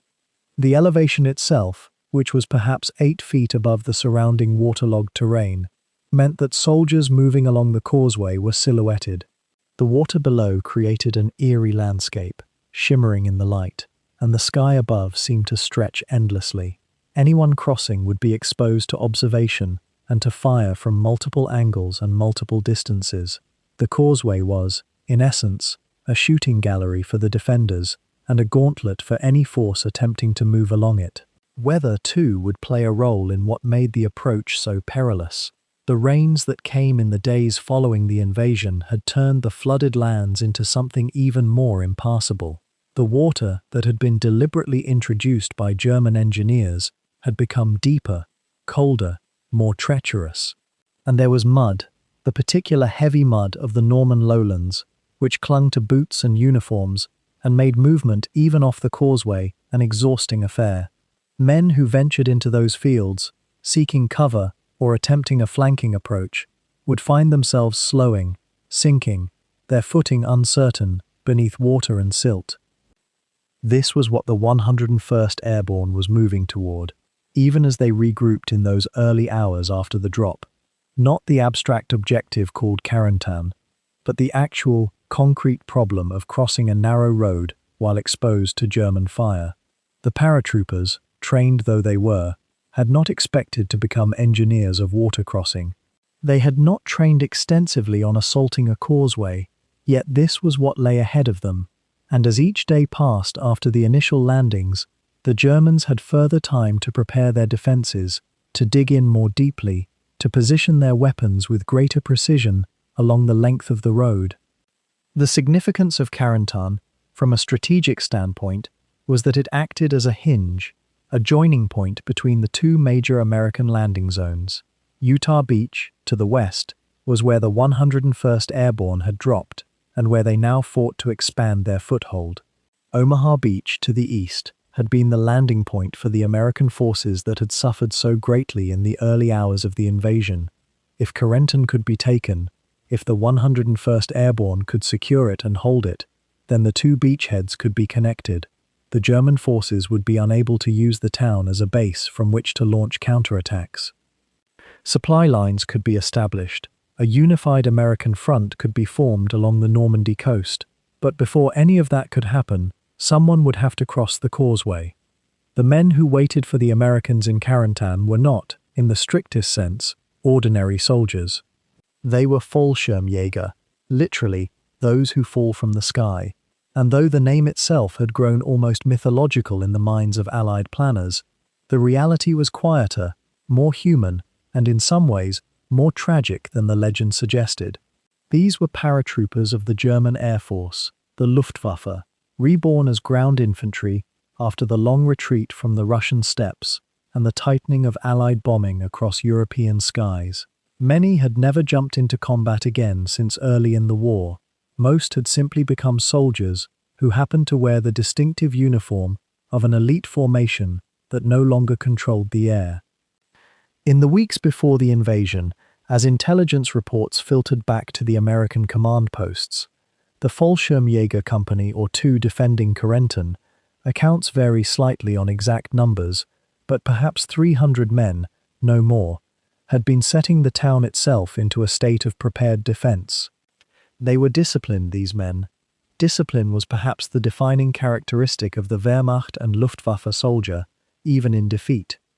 They dug their trenches methodically along the approaches to the town, particularly across the causeways and the lower ground where the flooded meadows made direct assault inevitable. They sand-baked positions in the stone buildings, fields of fire calculated, overlapping arcs of machine gun coverage, plotted with the precision of men who understood that survival often came down to mathematics. The commander of these defenders, Major Friedrich von der Heydte, was himself a figure of some complexity, a career officer of the old school, a junker's son who carried the weight of an impossible order: hold Carentan at all costs. Not because Carentan itself was strategically irreplaceable, though it was indeed the hinge between the 2 American beachheads, but because in those early hours of June 6th, when the full scope of the invasion became apparent, German command was grasping for stability anywhere it could find purchase. A town held briefly was a symbol, a town lost was a wound in the narrative of possibility. Von der Heydte understood this. He also understood, almost certainly, that his position was untenable, but he understood discipline more than he understood despair. What we know about the daily mood in Carentan in those June days comes largely from accounts written after the war, from men on both sides trying to reconstruct emotion from memory. There was fear, certainly. The sound of distant artillery and aircraft had been present for days before the paratroopers arrived. There was also, perhaps, a strange kind of fatalism, the knowledge that this was not a battle that could be won in any sense that mattered, only endured. Some accounts suggest the men were relatively well supplied, which is noteworthy given the state of German logistics by 1944. Food was adequate. Ammunition was present, though not unlimited. Medical supplies existed. This was not, yet, a desperate last stand of starving men. It was, rather, something that might feel worse. A competent defense being mounted in service of a cause its defenders must have sensed was already lost. The Fallschirmjäger themselves came from varied backgrounds. Some had been with the unit since its formation. Others had been transferred in from other branches, from the army, from shattered formations further north.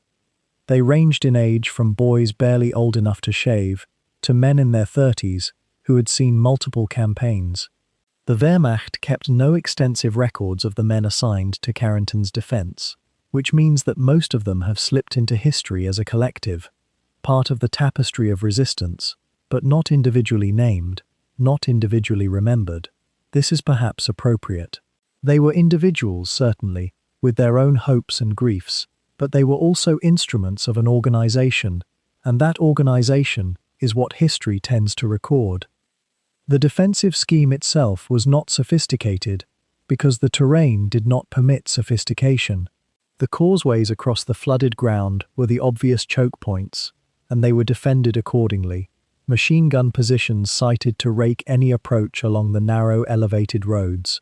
Anti-tank guns positioned to cover the approaches.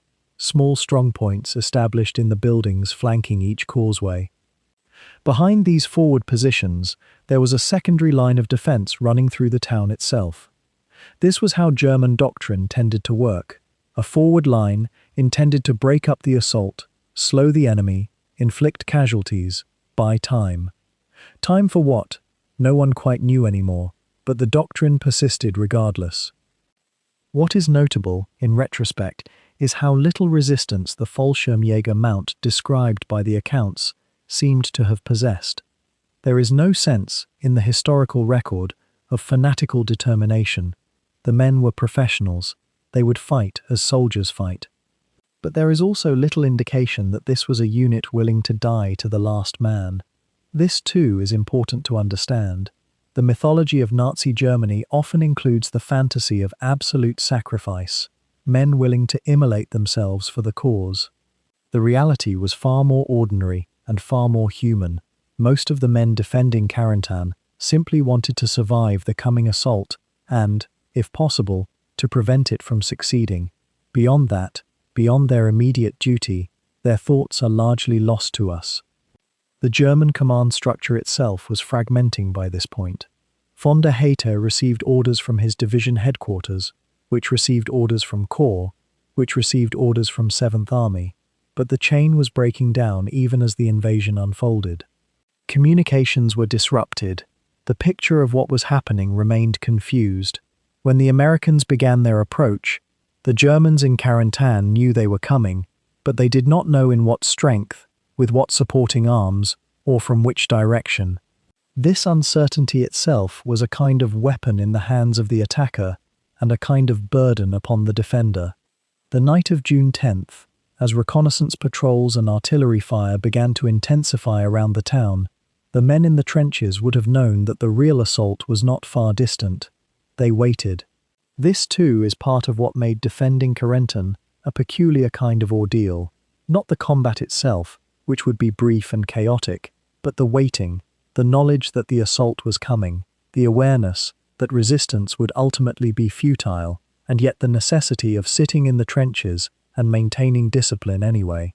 One wonders what conversations took place in those final hours. What thoughts occupied the minds of men who understood, on some level, that they were about to be swept away by historical forces they could not control. By the morning of June 10th, the men of the 101st Airborne who had gathered around Utah Beach found themselves in a peculiar state of exhaustion that seemed to have calcified in their bones. 4 days had passed since the drop into the flooded meadows, and in those 4 days they had moved inland with a slowness that was partly caution and partly the grinding resistance of men and earth and water working against them.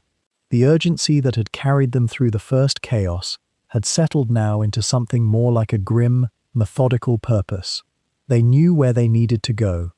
Carentan lay ahead, maybe 6 or 7 miles in a straight line, but geography and German discipline had a way of making straight lines into mazes. The reconnaissance patrols that moved out in those grey morning hours were small, usually a squad or less, slipping forward through lanes they had begun to memorize, past hedgerows that seemed to crouch lower each time you passed them. What did they see in that gradual creeping forward?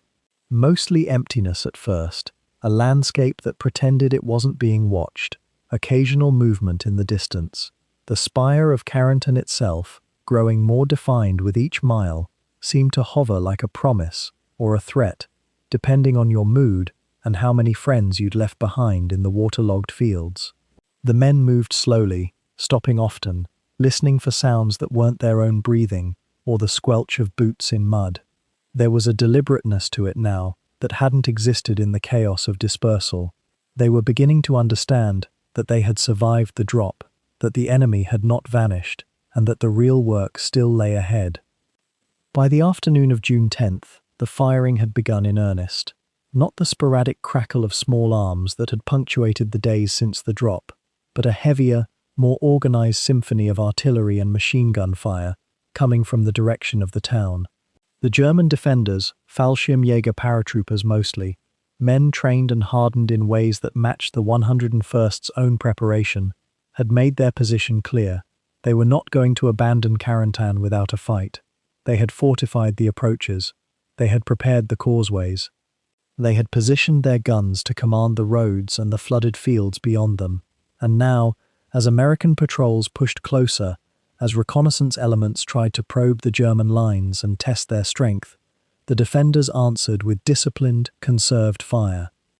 What must it have been like to be a young sergeant or lieutenant, ordering men forward in those hours, knowing that contact was imminent, that the casualty rate would begin to climb? The men themselves seemed to move with a kind of grim acceptance. They had seen enough of Normandy by now to understand that the Norman bocage did not reward hesitation or excessive caution.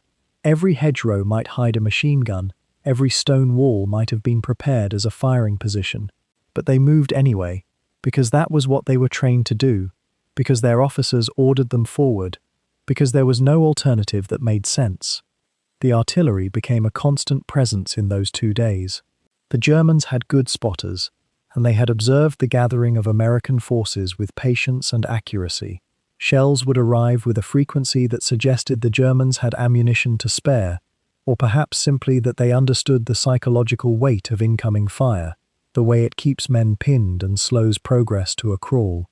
There were casualties from these bombardments, men hit by fragments before they ever saw the German who fired the shot, a kind of violence that was impersonal and mathematical. The 101st had trained for this. They had practiced under shell fire. But practice and reality occupy different universes, and the men learning this over and over found themselves adapting, adjusting their routes, finding whatever cover the Normandy terrain offered. The intelligence picture that formed over June 10th and 11th was becoming clearer, though it contained uncertainties. The Germans were well supplied in Carentan. They had anti-tank guns positioned to protect the approaches.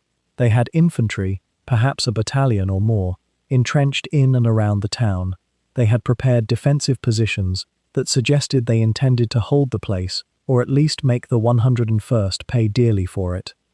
The German commander, a Wehrmacht officer whose name would barely register in the historical record, had assessed the situation with the cool calculation of a professional soldier. He was outnumbered, certainly. His supply lines were precarious. But he had chosen terrain that favored defense, and he had prepared it as well as circumstances allowed. What was the mood among the 101st as they advanced through those lengthening hours? Probably a mixture of things. There was fatigue, deep and bone-settling. There was apprehension about what would happen when they reached the causeways, those exposed, elevated roads that would have to be crossed to reach the town proper. There was also a kind of hardening, a sense that they had come this far and would not be stopped now. The drop into confusion had given way to this steady, grinding advance. They were learning their enemy. They were learning their terrain. They were learning how to survive in this landscape of hedgerows and flooded fields and organized German resistance. By the evening of June 11th, the tightening noose was visible to anyone with eyes to see it. The American lines had crept closer to the town. The reconnaissance elements had mapped the German positions with increasing accuracy. The artillery was beginning to wear on the defending forces. And the 101st, dispersed and disordered though they had been just days before, were gathering themselves into something that resembled a fighting force again, units reforming, stragglers being collected, the coherence of command re-establishing itself in the chaos of combat.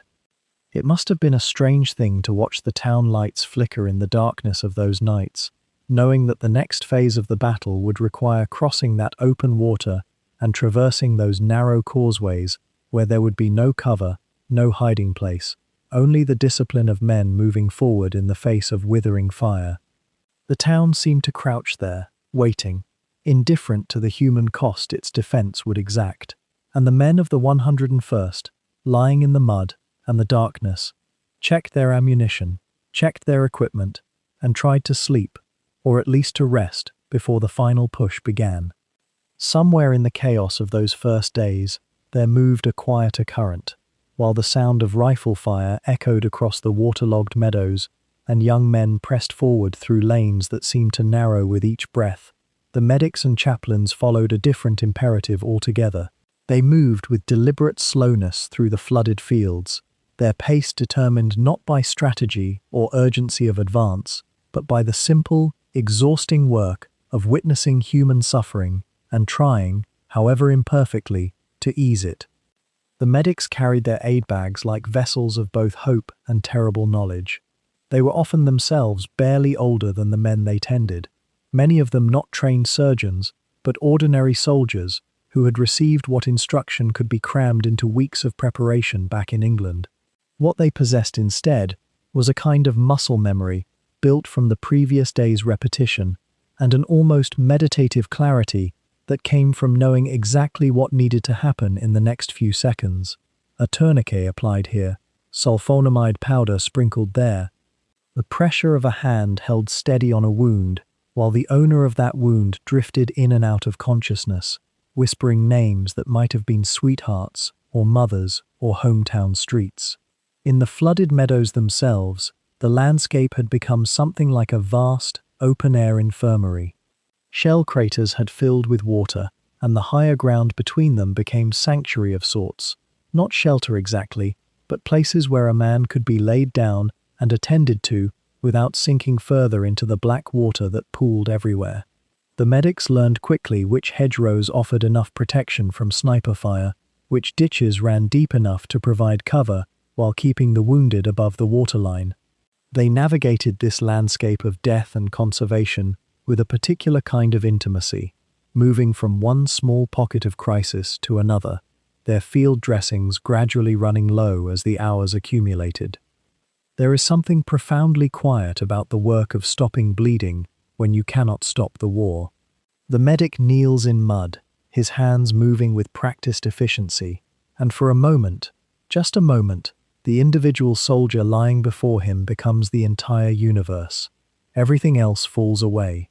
The distant sound of artillery becomes almost abstract.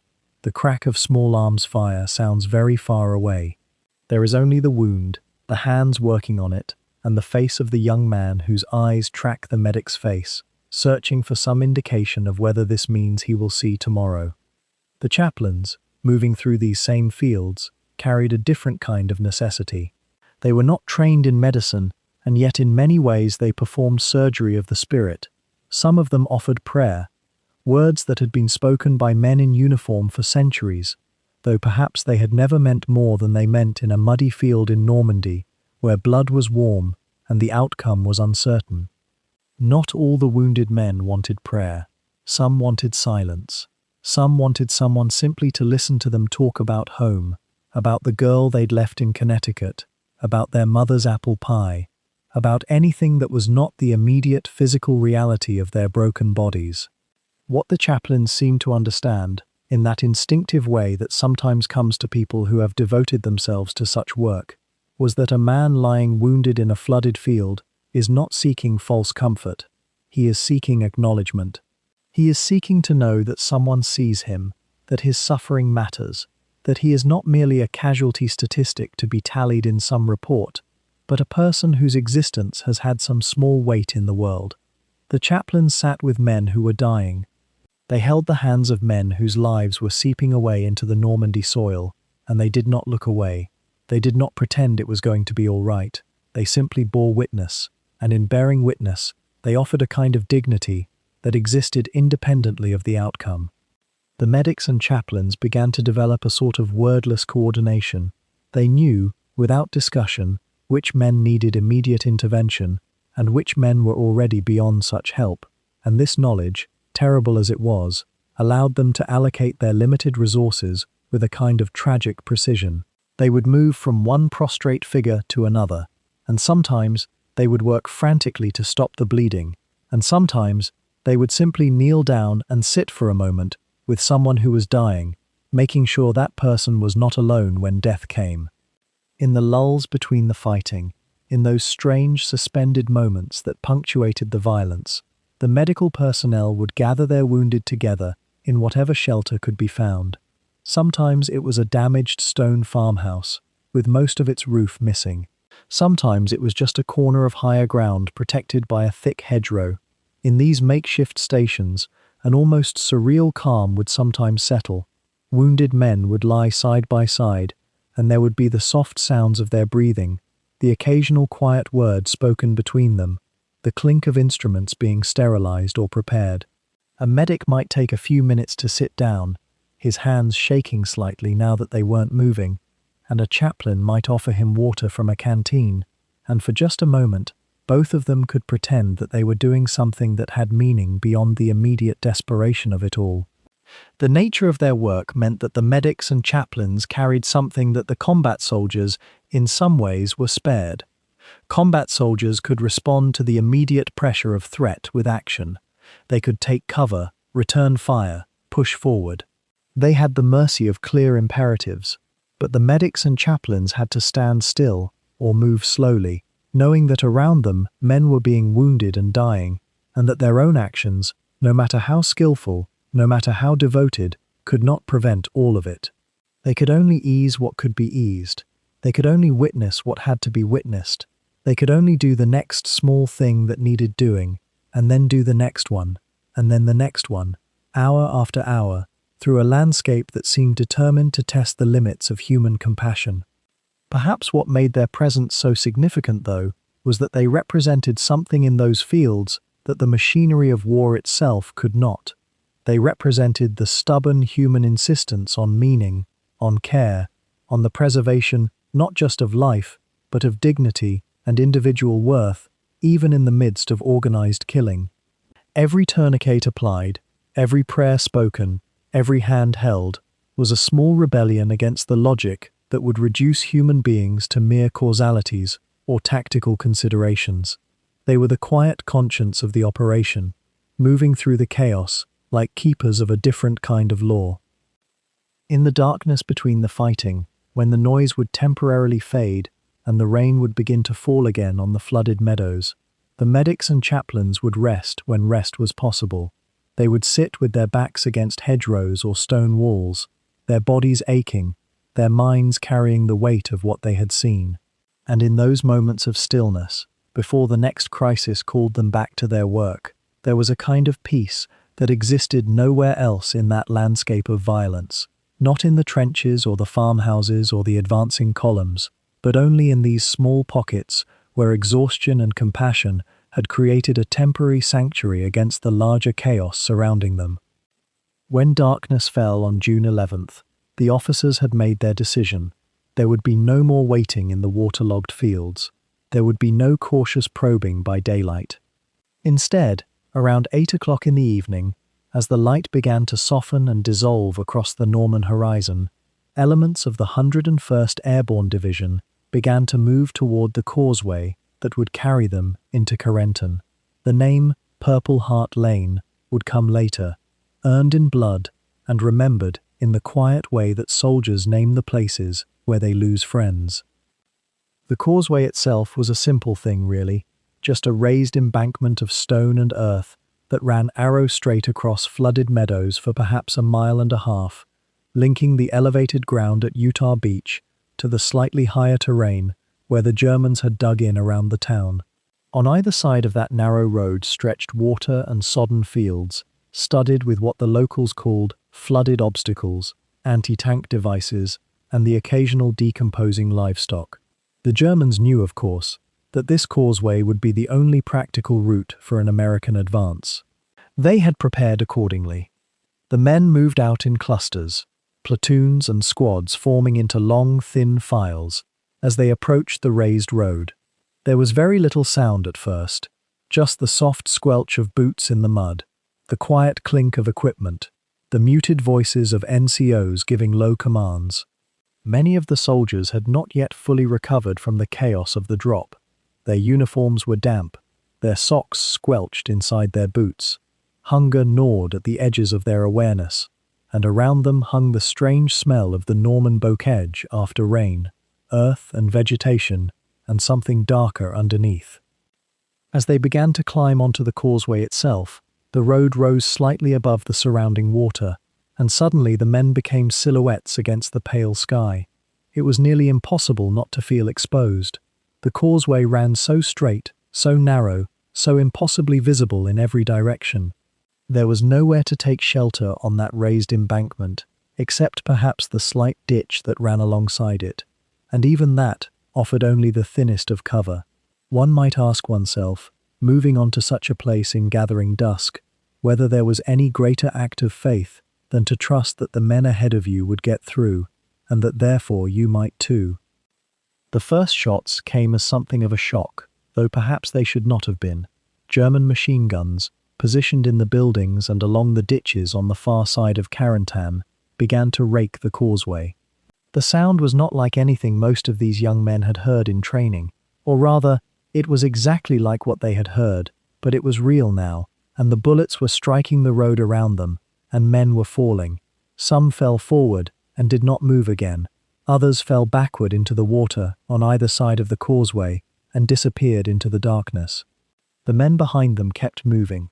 This was perhaps the essential thing about what happened on Purple Heart Lane that night. Not that it was brave, though it was, but that it happened at all.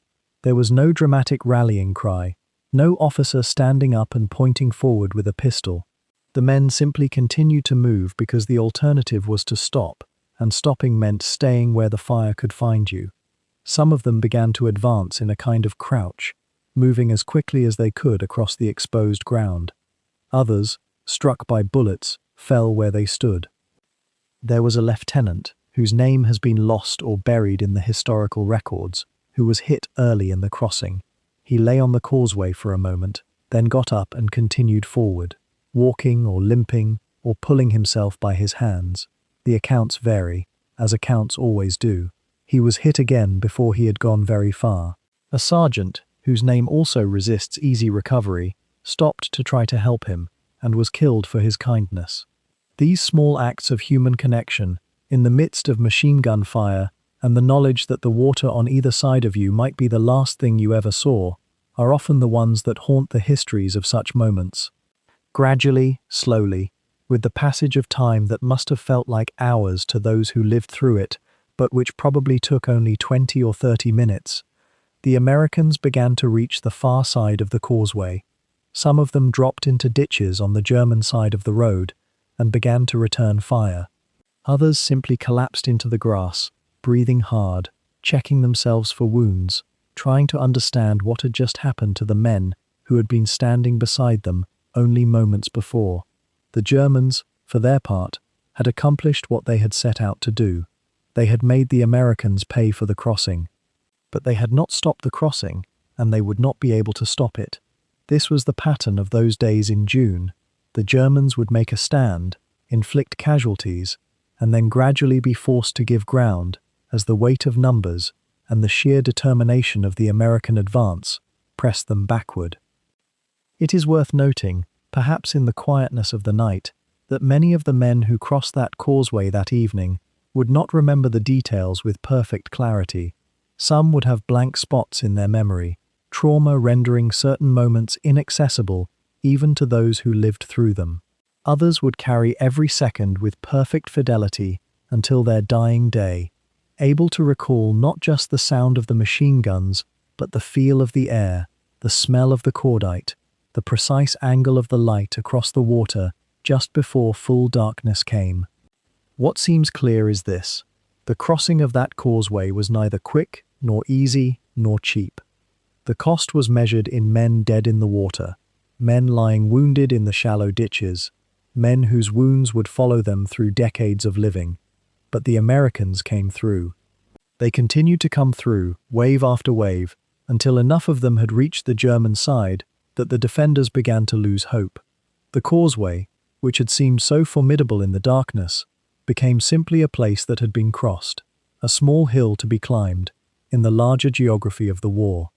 The night grew older. The stars wheeled overhead, and slowly, so slowly that one might almost not notice it happening, the intensity of fire from the German positions began to diminish. The light came reluctant that morning, grey and pale as old linen, filtering through the mist that still clung to the Norman lowlands. The men of the 101st had been awake for hours already. There was no more sleeping. Somewhere ahead, beyond the last flooded fields and the strip of open ground where Purple Heart Lane descended toward the town proper, lay Carentan. The causeway assault the night before had cracked open the German line but not broken it. The town itself remained, waiting, and as the June dawn accumulated slowly, minute by minute, the surviving battalions began their final preparations to enter it. The geography here was unkind to haste. Carentan was not a vast fortress, but rather a compact medieval town, its origins reaching back centuries to a time when Norman lords had chosen this particular confluence of rivers and high ground for their settlement. The streets radiated from a central church, the Church of the Holy Sepulchre, and those ancient thoroughfares were narrow, winding, pressed in on either side by stone buildings that rose 3 and 4 stories, their shuttered windows like closed eyes that might open at any moment with a rifle barrel. The approaches to the town funneled the attacking force into channels. There was no way around Carentan, except by water, and the water was not passable.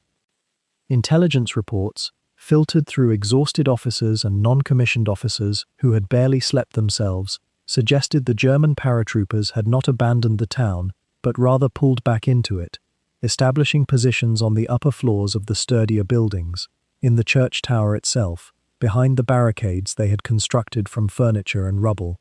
The Fallschirmjäger, those disciplined, well-trained German airborne troops, would not scatter. They would make the Americans buy every street, every doorway. There was perhaps something almost courteous about this, in a terrible way. Both sides understood what was coming. The fog of the pre-dawn was lifting now, burned away by a sun that was climbing toward morning proper. The assault did not begin with a great rush or clarion call. Instead, it accumulated quietly, almost with reluctance. Small groups of men moved forward through the rubble of the outer districts, where artillery and the night's fighting had already rent holes in the civilian buildings, exposing interiors to the open air. A platoon here, a squad there, their uniforms dusty and stained, their faces bearing that particular exhaustion that comes not from simple tiredness, but from the cumulative weight of danger held at arm's length for too long. They moved slowly, because speed offered no advantage in these tight streets. Speed offered only a higher chance of walking into prepared fire. House to house, the phrase would come to characterize what followed, and the words themselves carry a kind of grim weight. What it actually meant was something more intricate and more terrible than the phrase suggests. It meant stopping at each door, or each window, or each corner, and determining whether it contained an enemy or only emptiness.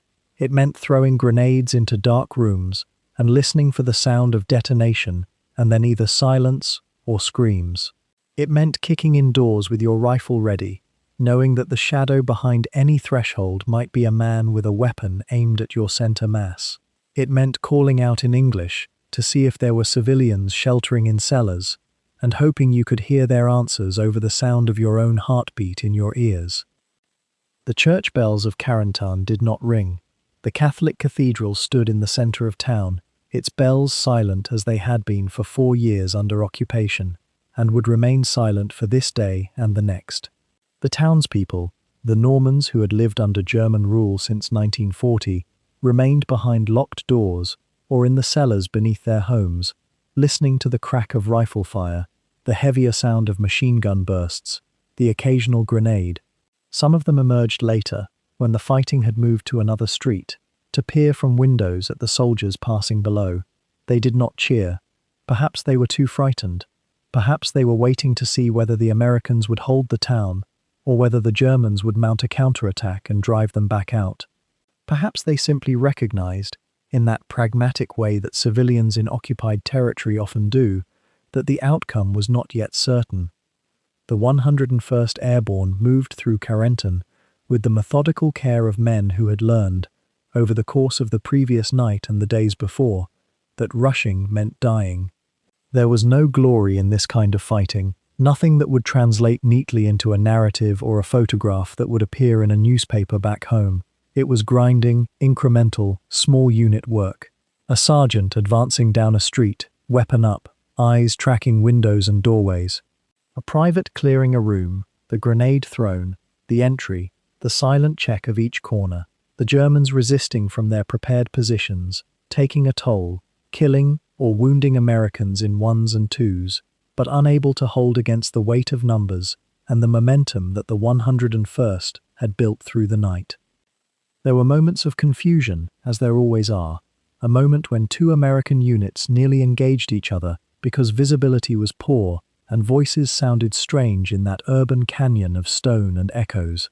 A moment when a German machine gunner from the church tower held up the advance for nearly 20 minutes, pinning men behind rubble, until someone worked around to a flanking position and a grenade found its way through an upper window. The small encounters that would never be recorded in an official history, but would live in the memory of the men who experienced them with a clarity that decades would not diminish. And slowly, throughout that morning, Carentan began to feel less like enemy territory and more like occupied ground. The American flag, or rather, the American colors, appeared on some of the public buildings. Soldiers set up improvised aid stations in protected buildings to care for the wounded. Officers began to sketch out how they would defend the town once it was fully in their possession, anticipating the counterattack that intelligence suggested was forming to the south and southeast. The Germans had not given up Carentan permanently. They were regrouping, gathering armor and fresh infantry. The 101st knew this. The men going house to house through the narrow streets of this Norman town knew that this was not the end of the battle, but rather a phase within it. They had taken the town, or most of it. They would now have to hold it, and that holding would require something different from what they had already sacrificed. The sun continued its climb, and Carentan began, very gradually, to look like a place where people might someday live in peace again. But that day was not yet. The stone streets of Carentan emerged slowly from the smoke and dust, not as a sudden revelation, but as a landscape resolving from fog, becoming more defined with each cautious step forward. The houses that lined the narrow ways, some with their shutters blown clean away, others standing almost untouched, as if the fighting had passed over them like a storm that changed direction at the last moment, began to show themselves in the pale morning light of June 12th, that light which had travelled across the English Channel, across the flooded fields, across the hedgerows already marked with graves. The soldiers who moved through those streets moved with the particular exhaustion that comes not from fatigue alone, but from the weight of having survived when others had not. Their uniforms were dark with mud and seawater, their faces smudged with powder residue and dust. Some of them were so tired they seemed to be walking through a dream, their rifles held loosely, their eyes scanning the shadowed doorways with the last reserves of attention they possessed. The adrenaline that had carried them through the night assault along the causeway, that terrible exposed crossing that would come to be called Purple Heart Lane, had burned itself out completely, leaving behind a kind of numb, mechanical motion. And in that moment, as the streets became secure enough to pause in them, something unexpected happened. The bells began to ring. It is uncertain which bell rang first, whether it was the larger bell in the church of the Sainte Mère de la Trinité, or one of the smaller ones, or whether it mattered at all. What mattered was the sound itself, that bronze voice rolling out across the rooftops and down into the streets. A sound that belonged to an older world entirely, a world that had continued through 4 years of occupation with the muted dignity of the oppressed. The bells rang with what we might imagine as relief, though of course the bells themselves felt nothing. The townspeople, the men and women of Carentan who had sheltered in their cellars and behind their stone walls, they felt it, and the soldiers heard it, and something in that sound reached past their armor of exhaustion. It would be tempting to say that silence fell after the gunfire, and in one sense that is true. The sporadic crack and distant thump of combat became less frequent, more isolated, as pockets of German resistance were overcome or chose withdrawal. But silence in a battleground is never complete. There is the sound of boots on cobblestones, the clink of equipment, the low voices of officers checking on their men, the cry of someone who has discovered an injury they were too numb to feel before. There is always a kind of ambient distress, a background hum of human suffering that only later becomes impossible to remember clearly, as if the mind edits it out as a mercy. Yet underneath all of this, under the immediate sounds of occupation and security, there was indeed a new kind of quiet. It was not the quiet of control or victory so much as the quiet of potential. The town still smelled of fire and broken things, but mingled with it was the smell of old stone that had stood for centuries, patient and enduring. The shuttered windows of the houses began, very slowly, to show signs of life. A face appeared here, an elderly woman perhaps, peering out with an expression so complex, hope and fear and loss all mingled together, that no photograph could have captured it.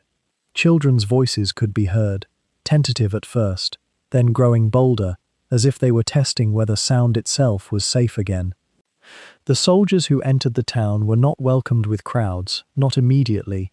This was no liberated capital, no Paris with its avenues filled with citizens throwing flowers. Carentan was a small Norman town of perhaps 2,000 souls, and many of them were still hiding, still afraid, still unable to quite believe that the occupation was truly ending. But those who did emerge did so with the kind of careful gratitude that comes from having one's entire world restored to you. An old man brought water in a bucket, and the soldiers drank it as if they had never tasted anything so pure. A woman offered bread that she had somehow preserved, and the men accepted it with thanks that seemed to mean something more than thanks for bread. The soldiers themselves began to find places to rest. The fighting in the town had been concentrated, bitter, and devastating in its intensity, but it had been brief. The German paratroopers, the Fallschirmjäger who had defended Carentan with such discipline and desperation, had not been able to hold indefinitely against the mounting pressure of American forces. Some had fallen back to positions east of the town, some had been killed or captured. The streets, though not entirely clear of danger, had become spaces where one could exist without constant mortal peril. Picture, if you will, an exhausted soldier sitting in a doorway, his back against the wooden frame, his helmet tilted back so that his face can receive the morning air. His eyes are half closed, and he is not sleeping so much as existing in a kind of suspended state between consciousness and collapse. Beside him, perhaps, another man is cleaning his rifle with mechanical precision, the repetitive motion something his hands can do without any participation from his mind. Others lean against walls, or sit on the curb, or crouch in the shadow of a building, simply remaining still in a way that they have not been able to do for hours. What must they have been thinking? It is a question worth sitting with. These were young men, most of them in their late teens or early 20s, very far from home. They had jumped from airplanes in the dark. They had fought across flooded meadows and through hedge-lined lanes.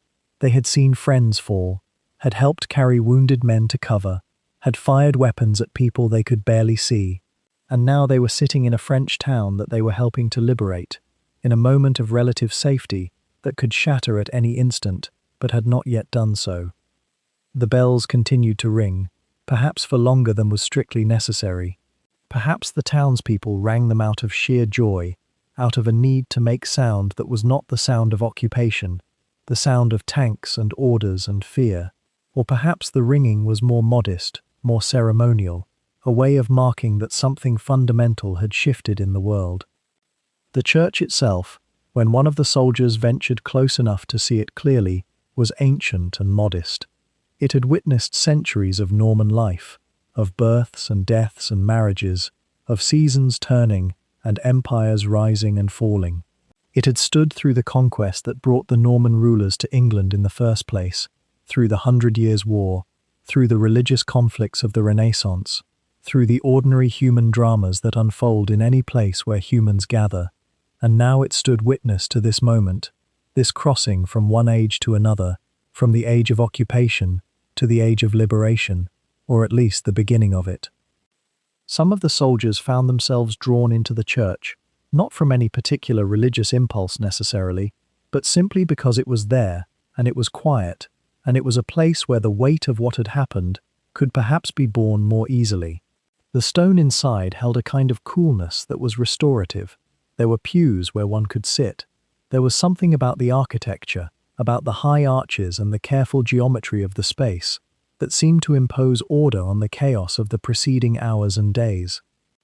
In a window somewhere in Carentan, and we can only imagine which one, since the specific details have been lost to time, a soldier was sleeping against a doorframe, his chin resting on his chest, his breathing deep and even. Around him, the town was slowly coming back to life. The smell of cooking began to waft from some of the houses where civilians were preparing food, not for themselves alone, but for the soldiers who had freed them from occupation. Someone was sweeping broken glass from a storefront. A child was crying, but it was the ordinary cry of hunger or exhaustion, not the terrified cry of war. This was the moment when Carentan became, in a sense, home. Not the permanent home of any of these soldiers, but the home they had earned through effort and sacrifice, the place they would remember for the rest of their lives.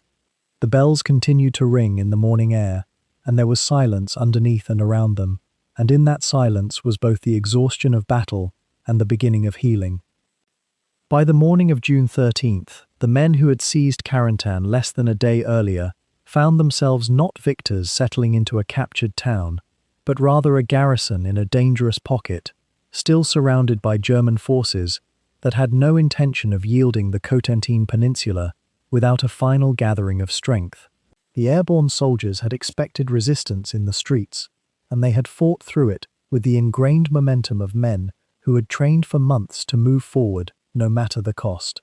But what they had not fully anticipated was how quickly the German command would marshal a coordinated response, drawing together scattered units from across the Norman bocage and throwing them at the narrow lifeline that now connected Carentan to the beachheads to the south.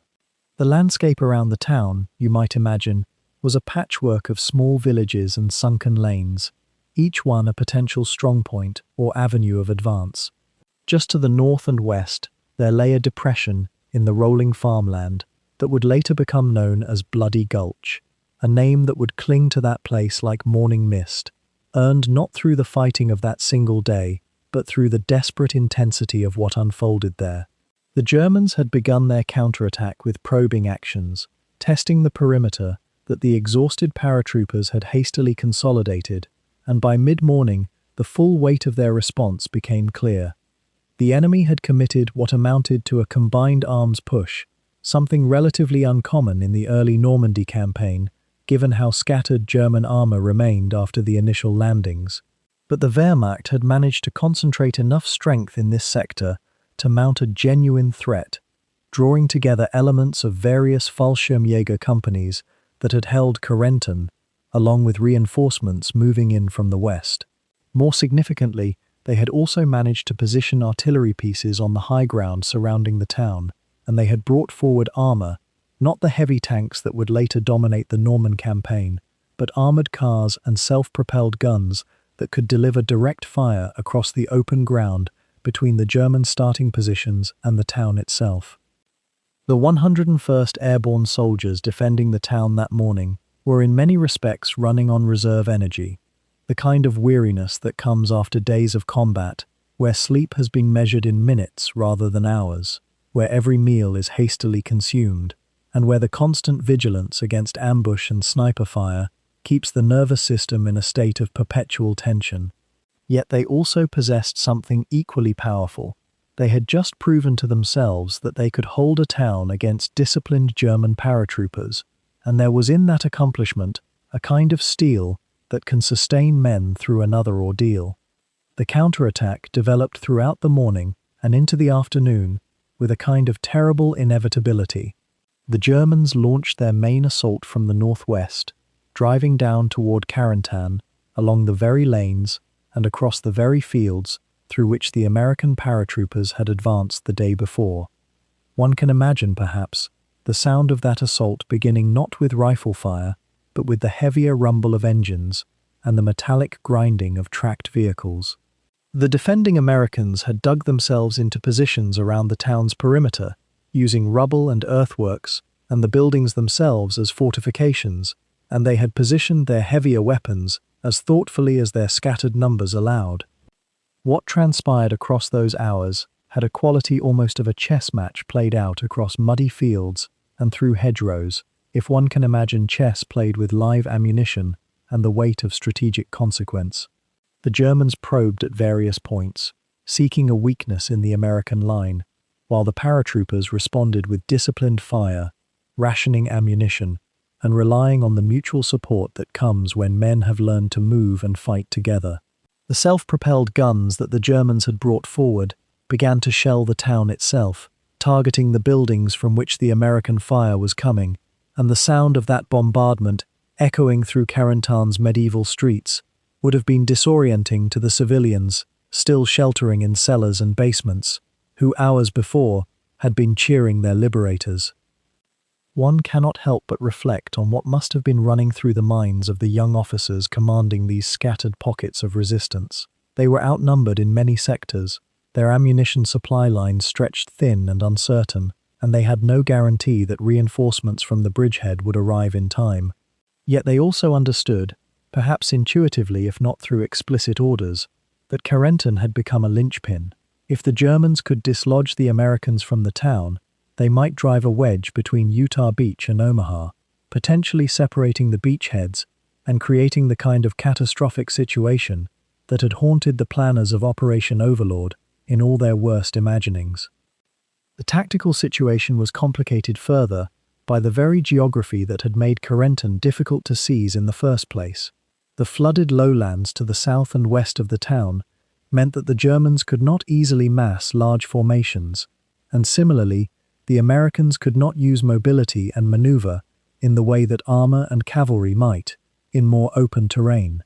Instead, the fighting became a series of small engagements, sometimes just squad against squad, playing out across the lanes and in the shadows of Norman farmhouses.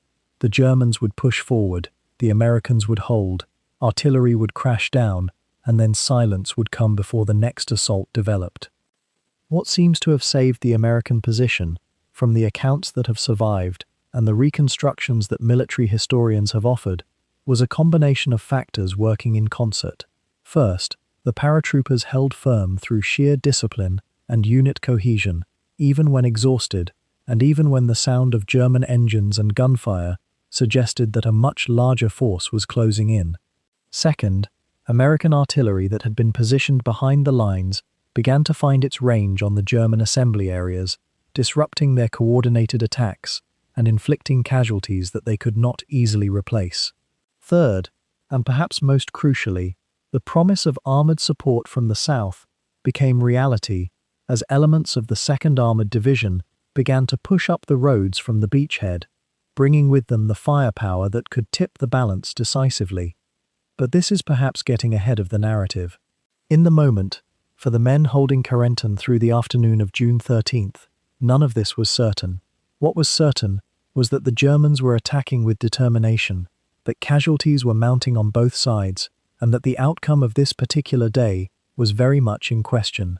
The sounds of the battlefield would have been omnipresent: the snap of rifle fire, the longer bursts of machine gun fire, the crash of mortar rounds and artillery, the engines of the self-propelled guns, and underneath it all, the moans of the wounded and the shouted commands of officers and sergeants trying to maintain order in controlled chaos. One might wonder about those individual moments within the larger battle: the lieutenant discovering that one of his squads had been cut off, the medic moving between positions trying to reach the wounded despite the crossfire, the young private watching a friend go down and forcing himself to keep firing despite the surge of emotion. These moments, multiplied across dozens or hundreds of small positions across and around Carentan, formed the texture of what we might understand as a battle, though it never had the clarity or the concentrated violence of some of the more famous engagements of the war. As the day wore on, and the afternoon light began its slow march toward evening, the intensity of the German attacks gradually diminished. Whether this was due to mounting losses, to the arrival of American reinforcements, to the ordering of a tactical withdrawal, or to some combination of these factors, remains somewhat dependent on which account one consults. What does seem clear is that by nightfall on June 13th, the American paratroopers still held Carentan, and the German forces had fallen back to positions further north and west. The men holding the town that night must have been acutely aware of how close the margin had been, how easily things might have gone differently, how the outcome had depended on small decisions made under pressure and on the resilience of exhausted soldiers pushed to the very edge of their endurance. Perhaps some of them knew already that the fighting around Carentan was not yet finished, that there would be more counterattacks and more tense hours ahead. But for now, in the darkness, as they strengthened their positions and redistributed ammunition and tried to tend to the wounded, there was at least the knowledge that they had held. When the town fell silent, when the last shots echoed away down the cobbled streets and the defenders withdrew or surrendered, there arrived a strange, heavy stillness that no one quite knew how to fill. The paratroopers of the 101st Airborne sat in doorways and against stone walls, their uniforms caked with mud and dust, their eyes still tracking movement that no longer came. Around them lay the arithmetic of their victory, and it was a sum that would reshape how they understood themselves. The casualty rolls would take days to compile with any certainty. When the numbers finally came together, they revealed a story written in absence. Of the roughly 6,000 soldiers of the 101st who jumped that night into the darkness over Normandy, and of those who reinforced them in the hours and days that followed, nearly 1,000 did not return. Some of those remained missing, scattered across the flooded meadows and hedgerow tangles where they fell, their bodies not found for weeks or months or sometimes longer. Others lay in the field hospitals that had been hastily assembled in barns and requisitioned buildings, their wounds still fresh, the morphine working slowly through their systems as they drifted between sleep and waking. And still others were simply gone, captured or dead where they fell, or lost in the confusion of those first hours when no one knew exactly who was alive and who was not. When you divide 1,000 casualties across companies and battalions, across platoons and squads, you begin to understand that there was hardly a man among them who did not know someone who would not be going home. The loss was not distant or abstract. It lived in the empty bedroll next to you, in the absence of a voice that had shouted orders during the night march, in the friend who had joked during the plane ride over and was now somewhere in a field hospital or beneath the Norman soil. Some of these men were teenagers, barely old enough to shave. Some were farmers and school teachers who had been civilians not long before, who had learned to jump and to shoot only because their country asked them to. The letters that made their way home in those first weeks carried the weight of this reckoning. Officers sat in damaged houses or in makeshift headquarters tents and wrote to the families of the dead, their words careful and formal and deeply insufficient. "Your son showed great courage," they wrote, or "He gave his life for the liberation of Europe." These were true things, but they were not the things that families wanted to hear. They wanted their sons home. They wanted to know that the sacrifice meant something permanent, something that would last beyond the grave. What Carentan came to mean, as the weeks turned into months and the war ground on toward its conclusion, was something that the paratroopers themselves began to understand in a deeper way. The town became symbolic. It became the proof of their capability. In a war where strategic importance was measured in yards and in the ability to hold a position against counterattack, Carentan represented something different. It showed that airborne forces, soldiers dropped from the sky into confusion and darkness, could nevertheless coalesce, could fight with discipline and coordination, and could take and hold ground against seasoned defenders. General Maxwell Taylor, who commanded the 101st throughout the Normandy campaign, understood this value. When he wrote his after-action reports, he emphasized the fact that his division, landing scattered and disorganized in the pre-dawn darkness, had nevertheless managed to consolidate, to link the Utah and Omaha beachheads, and to prevent German reinforcements from flowing into the invasion zone. That capability became the foundation of the 101st Airborne's identity. In the decades that followed the war, as military historians and strategists analyzed the Normandy campaign, Carentan appeared again and again as a turning point. The successful seizure of the town was cited as evidence that airborne operations, despite their inherent chaos and risk, could work at a scale larger than anyone had previously attempted. This had implications far beyond Normandy. It meant that future campaigns could be designed around airborne insertions. It meant that soldiers trained to fight without heavy equipment or armor could hold ground against conventional forces, and it meant that the 101st Airborne had something to carry with them for the rest of the war and beyond, a reputation, earned in blood, for excellence and resilience. But that reputation came with a cost that was not always visible in the official records. There were the nightmares that some men carried for years afterward. There was the tremor in a soldier's hands that never quite went away. There was the simple fact that many of the men who jumped near Carentan never fully adjusted to civilian life, that the weight of what they had seen and done and lost stayed with them in quiet moments. The town itself would eventually rebuild. Its people would sweep the streets and repair the damaged houses. Life would flow back into the Norman countryside, but for the soldiers of the 101st Airborne, Carentan remained suspended in memory as a place where they had crossed a threshold, where they had lost friends and comrades, and where they had proven something about themselves that they could never unprove. There is a letter, preserved in archives, written by one young sergeant to his sister several weeks after the Carentan operation.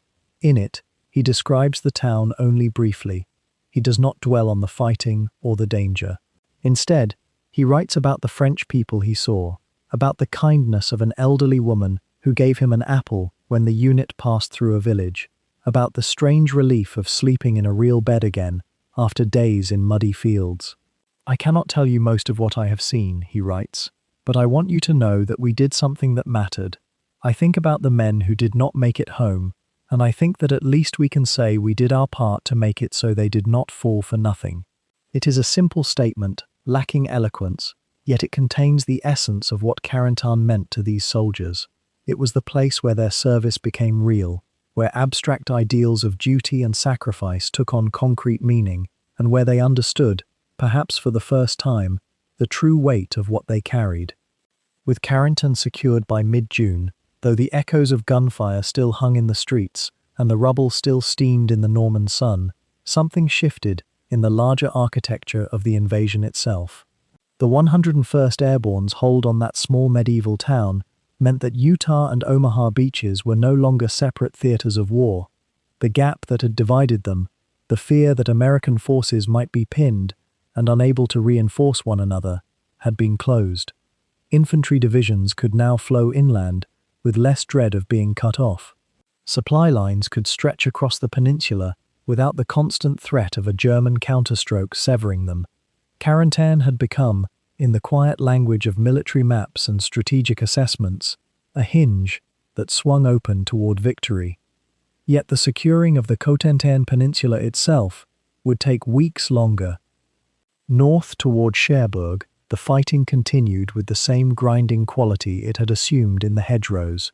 The 101st pushed inland, and other units, the 82nd Airborne, the 4th Infantry Division, elements of the 7th Corps, converged on objectives that stretched inland like a web. Cherbourg fell on June 26th after house-to-house combat through its streets. The entire peninsula, cut off by the establishment of strong American positions at multiple points, became a vast cauldron of fighting that would not truly end until early July. But Carentan itself, once taken and held against the German counterattacks, had served its essential purpose. The fear that had hung over D-Day planners, that their beachheads might remain isolated and vulnerable, had been dispelled by an airborne regiment and the townspeople who endured the violence that secured their liberation. In the immediate aftermath, Carentan was transformed into a logistics hub, a staging point for further operations, and a symbol of a kind that soldiers on the ground would speak of for years to come. The town's medieval church, damaged but standing, became a landmark that appeared in countless photographs and letters home. Officers and enlisted men, many of whom had lost comrades in the flooded fields outside its walls, rested there briefly before being ordered forward again.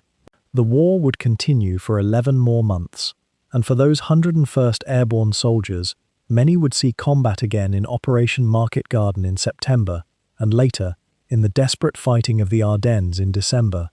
But Carentan itself, that small corner of Normandy, had been claimed and would remain in American hands. The return of civilians to Carentan began slowly and with great uncertainty.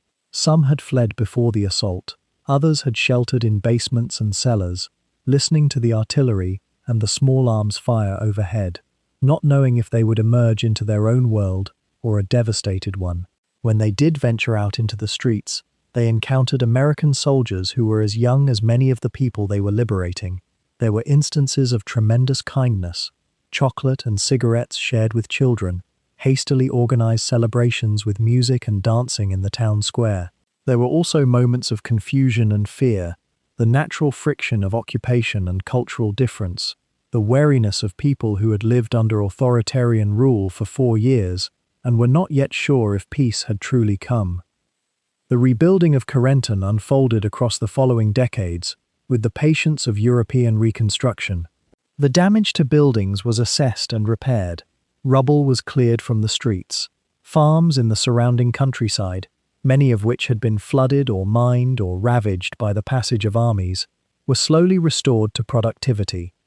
The bocage that had seemed so menacing to American soldiers, that intricate patchwork of hedgerow and small field, became again simply the rhythm of Norman agriculture, the ancient geography that had shaped life in that region for centuries. Cattle grazed where tanks had fired. Children played in meadows where paratroopers had died. But memory, in Carentan, proved harder to rebuild than buildings. The town's relationship with the American forces that had liberated it was complex and layered. Gratitude was genuine and enduring. Yet there was also a kind of grief that ran alongside it. The liberation had come at a cost that the townspeople themselves had paid in part. Civilian casualties, the destruction of their homes, the loss of young men who had been conscripted into German service or had fought for the resistance. Did they mourn the same war that the Americans celebrated?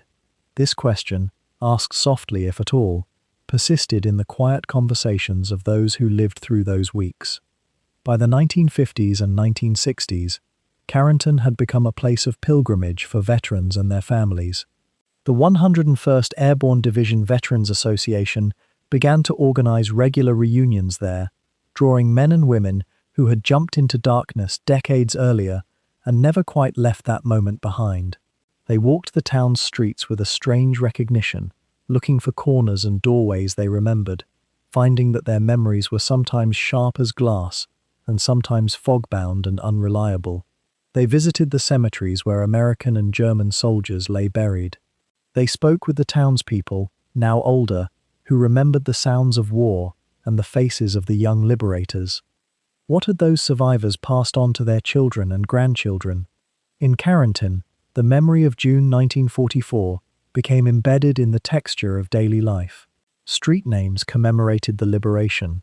Plaques marked buildings where particular acts of courage had occurred. The town constructed a monument to the American paratroopers, a simple and dignified acknowledgement of what had been sacrificed there. Museums opened, displaying artifacts and accounts of those weeks. School children learned the history of their town's liberation, alongside the history of their region's deeper past.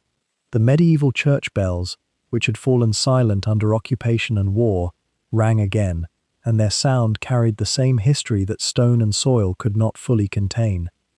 In recent decades, Carentan has become a destination for historical tourism and remembrance.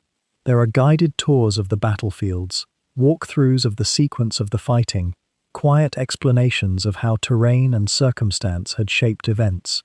The flooded meadows where paratroopers scattered in darkness are now green and peaceful, dotted with sheep and wildflowers.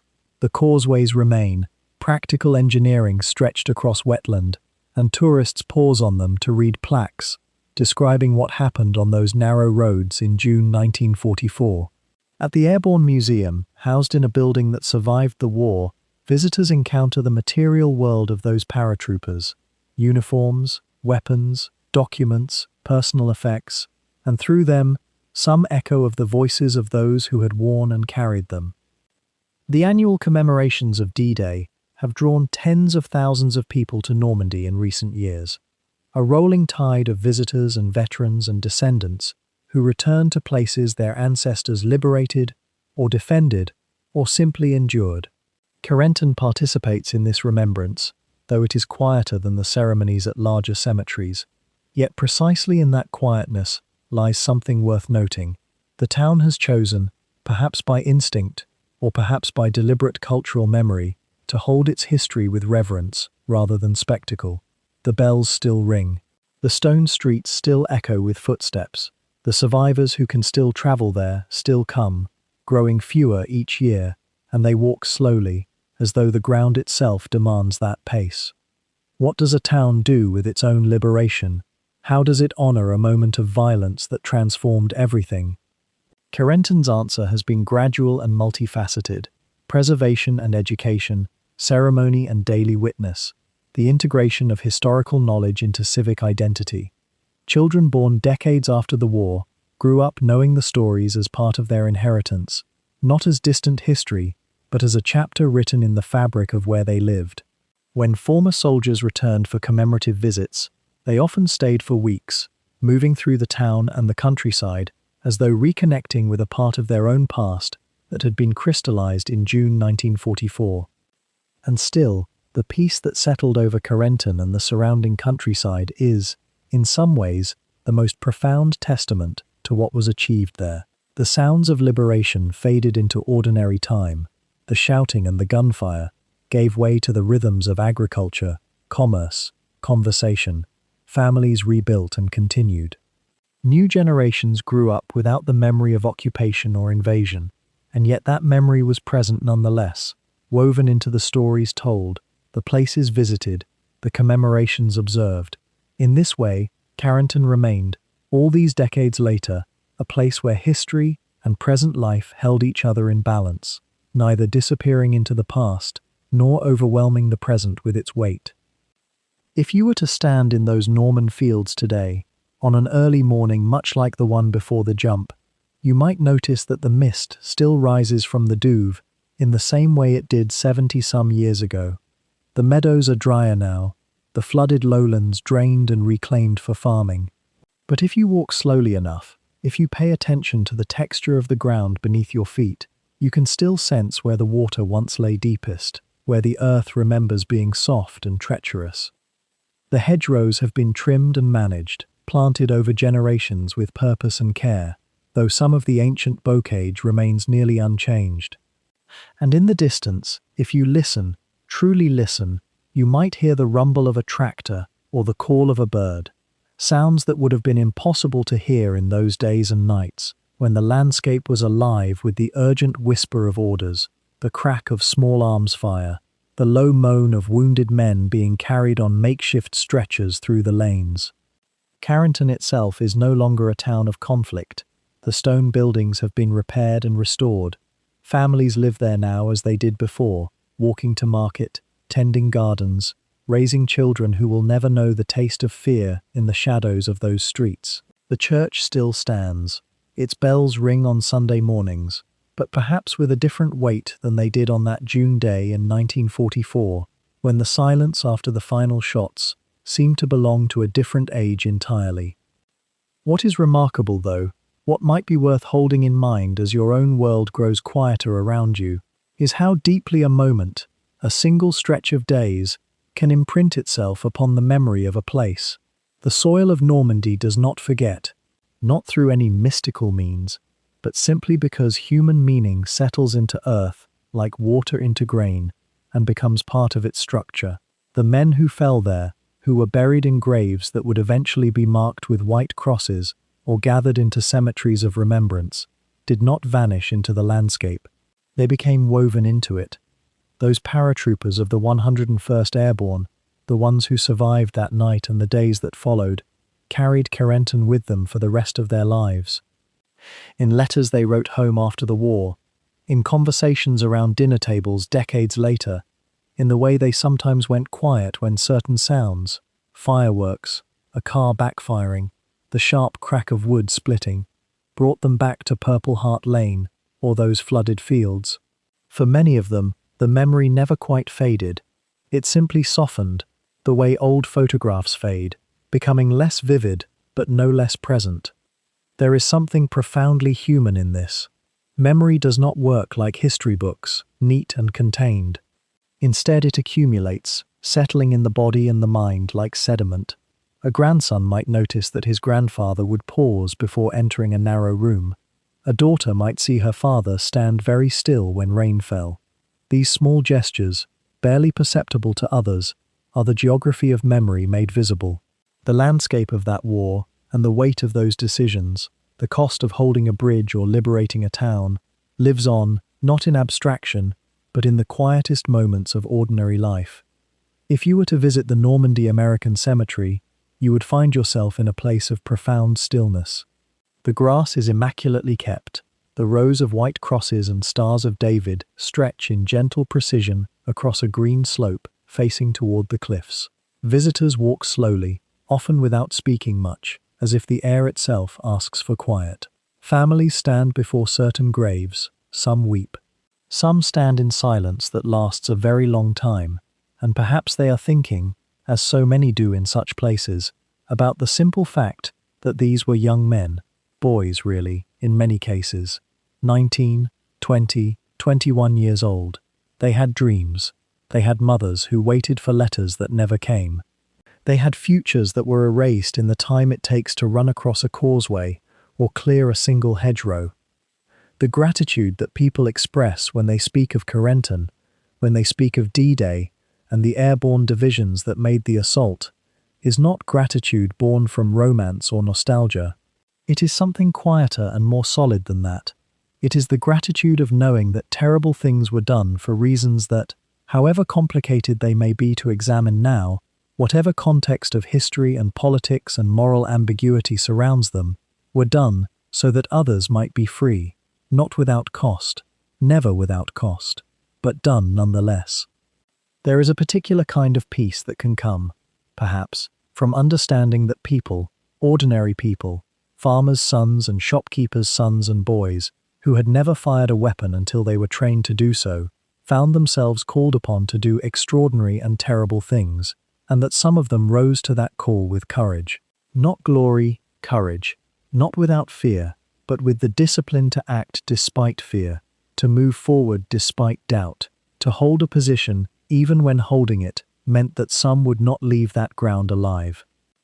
The Norman landscape, as it transitions from night into dawn, becomes a place of reflection rather than action. The mist breaks apart. The fields emerge from shadow into soft golden light. The hedgerows become sharply defined, each leaf distinct, each bird call individual and clear. And perhaps in that transformation, there is something to remember about peace, about the simple and profound miracle of mornings that come without gunfire, of fields that grow crops instead of becoming burial grounds, of families that can stay in homes instead of fleeing in terror through the night. The memory of Carentan, and of all the places and men connected to it, is not a memory to be overcome or forgotten. It is a memory to be held gently, honored quietly, and allowed to settle in the mind, like those fields settling into the softness of early morning. The men who fought there would not wish to be forgotten, nor would they wish that in remembering them we become hardened or fearful. Rather, perhaps they would wish that we remember what was sacrificed, that we live in the peace that was secured at such cost, and that we never forget the simple truth that peace, when it comes, is precious precisely because we know its absence.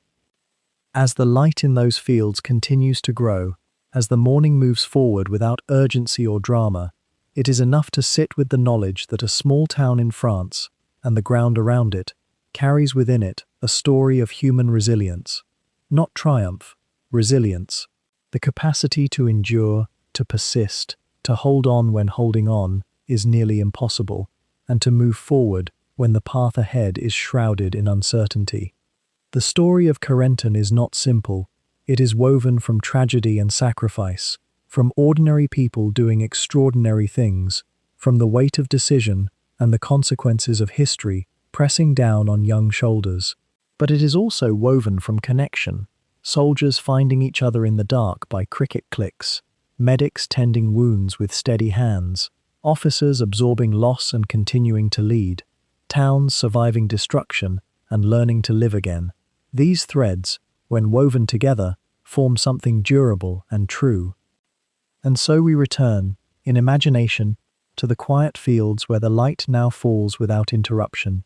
The day is beginning. The world is turning toward peace, toward the